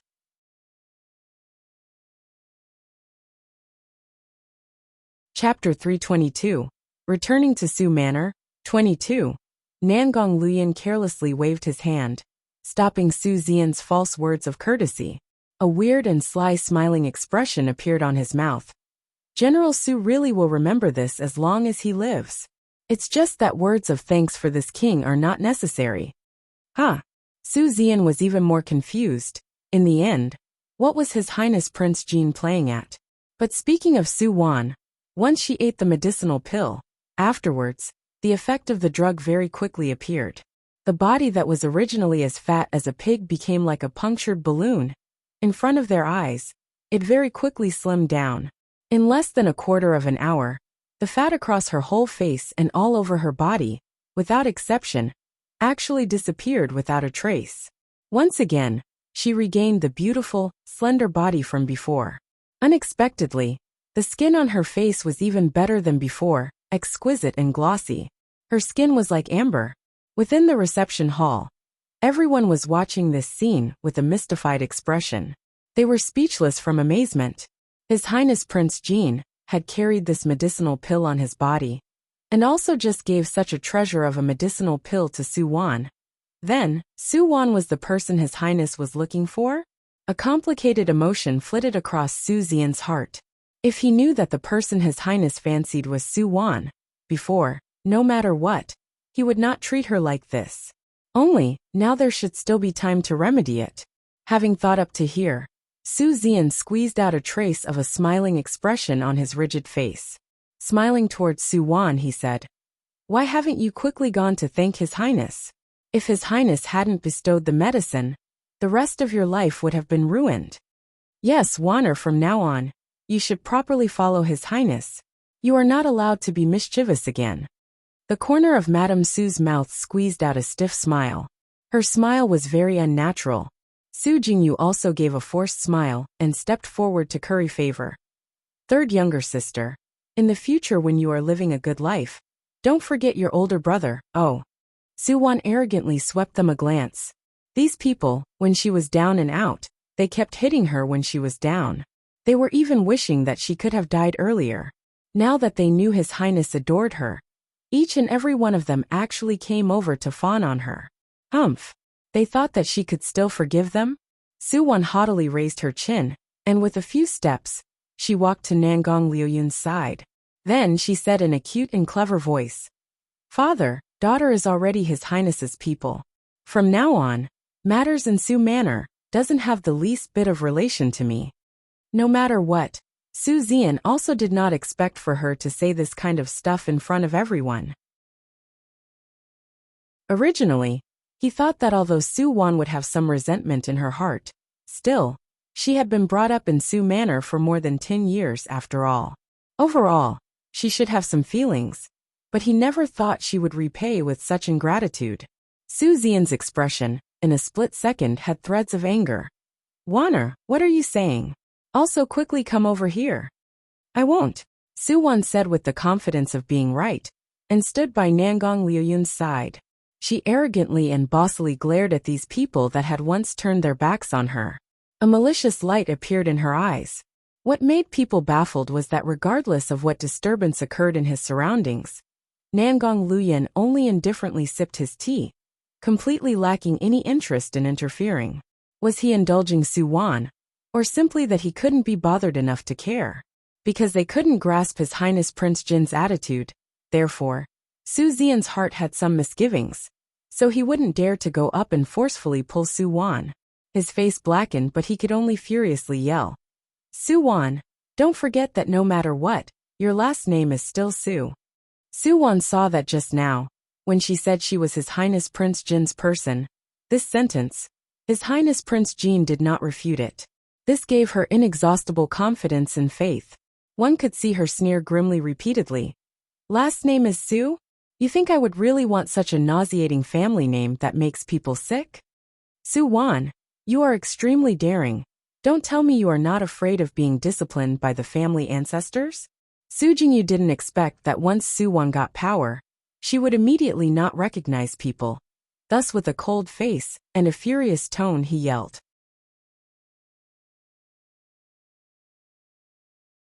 Chapter 323, Returning to Su Manor 23. Disciplined by the family ancestors? Ha ha ha, what laughable discipline by family ancestors. When I was suffering all kinds of torment, where was that ancestor? And where were all of you? Each and every one of you observed coldly like bystanders, throwing rocks at me who was down, wishing that I would drop dead. Since it is like this, Su Wan's gaze swept over all of their faces and finally, her eyes flashed with a touch of resolute radiance. Since it is like this, then, not having the last name of Su is fine. From now on, I, Su Wan, does not have any relationship with your Su family. Don't ever come looking for me again. As soon as those words were out, Su Xian's complexion immediately darkened. Su Wan's aggressiveness caused Su Xian to feel that he had lost face. He, as a stately great general that protected the nation, was a person high above, with 10,000 people underneath. He was actually forced to these circumstances by a concubine's daughter? How could he have the prestige to stand facing his colleagues? How could he have the face to lead several tens of thousands of military forces? How could he have the prestige to be the master of the household? Su Xian pointed at Su Wan and angrily roared. Good, these words were what you said. People come. Bring me the family genealogy record. Su Xian flung his sleeves while panting in rage. His complexion was ashen. Very quickly, a servant came holding the family genealogy records. Su Xian saw Su Wan with her chin lifted arrogantly, standing by His Highness Prince Jin's side. That unrepentant appearance of hers suddenly added more anger to his fury. Su Wan again, I will give you one last chance. You really want to separate yourself from the Su family? Now, Madame Su's thoughts were very complicated. She also naturally wished to have Su Wan expelled very far away, so as to avoid seeing this annoyance. But her identity as the main mistress of Su Manor. When Su Xian was in a rage, in the capacity of the main mistress in charge of the family, she ought to come out and console everyone. Madame Su gently pulled at Su Xian's arm, with a soft voice, persuaded him by saying, General, take a break. How great of a matter is expelling from the family? How could you make such a decision when in a rage? In the future, when you recall this, you certainly will regret it. Su Xian slowly released a breath, gloomily and coldly glared toward Su Wan. How could he want to expel Su Wan from the family, let alone under the circumstances when His Highness Prince Jin's attitude was unclear? But Su Wan was really too offensive. Su Wan coldly smiled. Madam Su, you also should stop faking your kindness. Who doesn't know that right now? You wish you could choke me to death. Ha ha ha, General Su. You should still strike off my name from the family genealogical records without delay. You still believe I really care for it? Su Wan kept on saying Madam Su and General Su, clearly acting as if they were not her father and mother. Suddenly, a mouthful of anger bubbled up in Su Xian. His pair of eyes was open very wide, itching to choke Su Wan to death. Good, very good. This was your own choice. In the future, if you were to die outside, Su Manor will absolutely not stick up for you. Su Xian, under a raging temper with one grab, took the family genealogical records.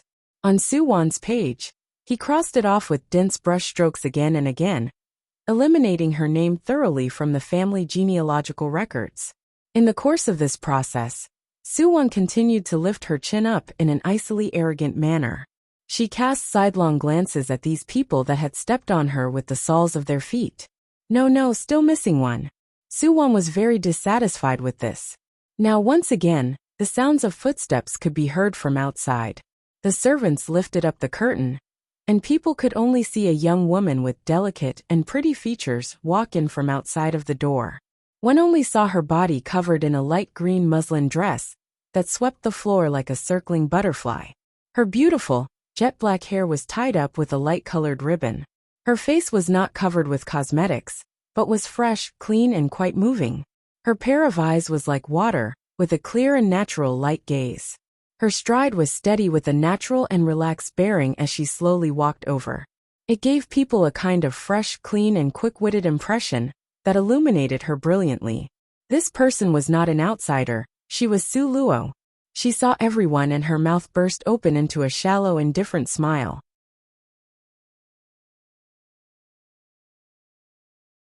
Chapter 324. Returning to Su Manor 24. Now, her bearing was natural and relaxed. Where was she still that cowering, good-for-nothing Su Luo? She had practically changed beyond recognition, as if she was reborn. When Nangong Luyan saw Su Luo, that pair of malicious eyes momentarily transformed. It was now intoxicating, full of tender sentiments and gleaming like rays reflecting off water. That smile could stir up and entice all living things. Originally, Su Luo didn't want to come since she never liked to participate in this kind of spectacle. However, hearing what the servant who was sent to invite her said about the events that occurred in the reception hall, she had no choice but to come.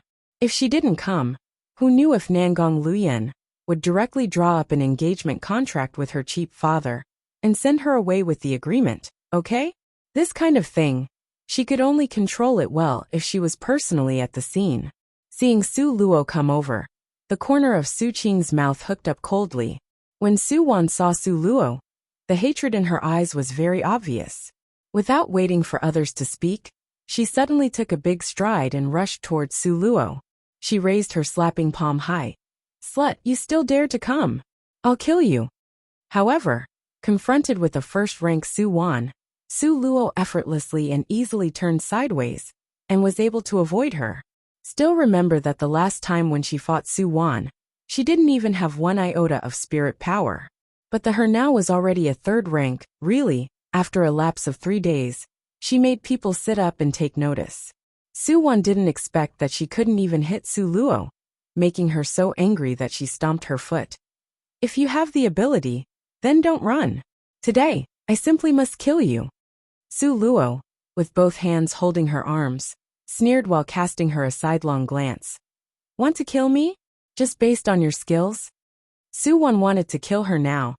That was basically a task that was impossible for her to accomplish. Unexpectedly, when Su Wan heard these words, she merely smiled coldly and said, "Su Luo, I already know you practice martial arts. Now, I have revealed it through my test. You concealed it from everyone and secretly cultivated. In the end, what are you plotting?" Su Luo actually knew martial arts? Su Zian was immediately stupefied. Wasn't this girl a good-for-nothing? When she was at the spirit testing temple, didn't she test with not even a bit of spirit strength? How could she possibly cultivate then? But watching her avoid Su Wan's attack just a moment ago, she really did know martial arts. Moreover, her cultivation wasn't that low. In the end, what was going on? Su Zian was bewildered. Not only Su Zian, Su Jingyu and others were also bewildered, except for Su Qing. Because not long ago, she had just fought with Su Luo, so she could clearly see through her strength. Although Su Luo's cultivation among people of her age was pretty good, yet she still couldn't be compared to herself. Therefore, she was somewhat disdainful of Su Luo. Su Luo causally swept a glance at Su Zian. Seeing that he had a surprised expression, she nonchalantly said, "I was merely waiting for the right moment to give father a nice surprise. What possible plot could there be?" Su Zian, hearing this, his overly sensitive heart that was harmed just a moment ago by Su Wan was healed. He was over the moon with joy. Yes, Su Wan, that selfish and loathsome girl was driven out of the family, then forget it. Now Luo girl was no longer a good-for-nothing, so he once again gained another daughter. As it turned out before, he had never viewed Su Luo as his daughter. Su Wan saw that driving a wedge between them didn't work, so she changed to another method, sneeringly said, "Even if I am not able to beat you, so what? Su Luo, look clearly, now I am His Highness Prince Jin's people. If I ask people to kill you, who would dare to object?" Shi Su Wan now had a backer. Also, this backer was powerful and unsurpassed. If she didn't kill Su Luo today, she vowed not to let go. Su Wan secretly swore an oath in her heart. His Highness Prince Jin's people? Su Luo had one hand holding her arm, and the other hand holding her chin in a pondering posture. Her eyes were flowing with light and brilliant colors, faintly smiling at Nangong Luyan while lifting an eyebrow. Nangong Luyan, is she really your people? Once these words came out, immediately everyone sucked in a breath of cold air. That you're tuning in to the Li Mei's Wuxia Whispers YouTube channel. We're so grateful for your support, and don't forget to subscribe to join us on this incredible journey through captivating stories. Your generosity through donations truly makes a world of difference, as it's the primary source of revenue that allows me to expand and enhance this channel for you. Thank you from the bottom of my heart for being a part of this adventure.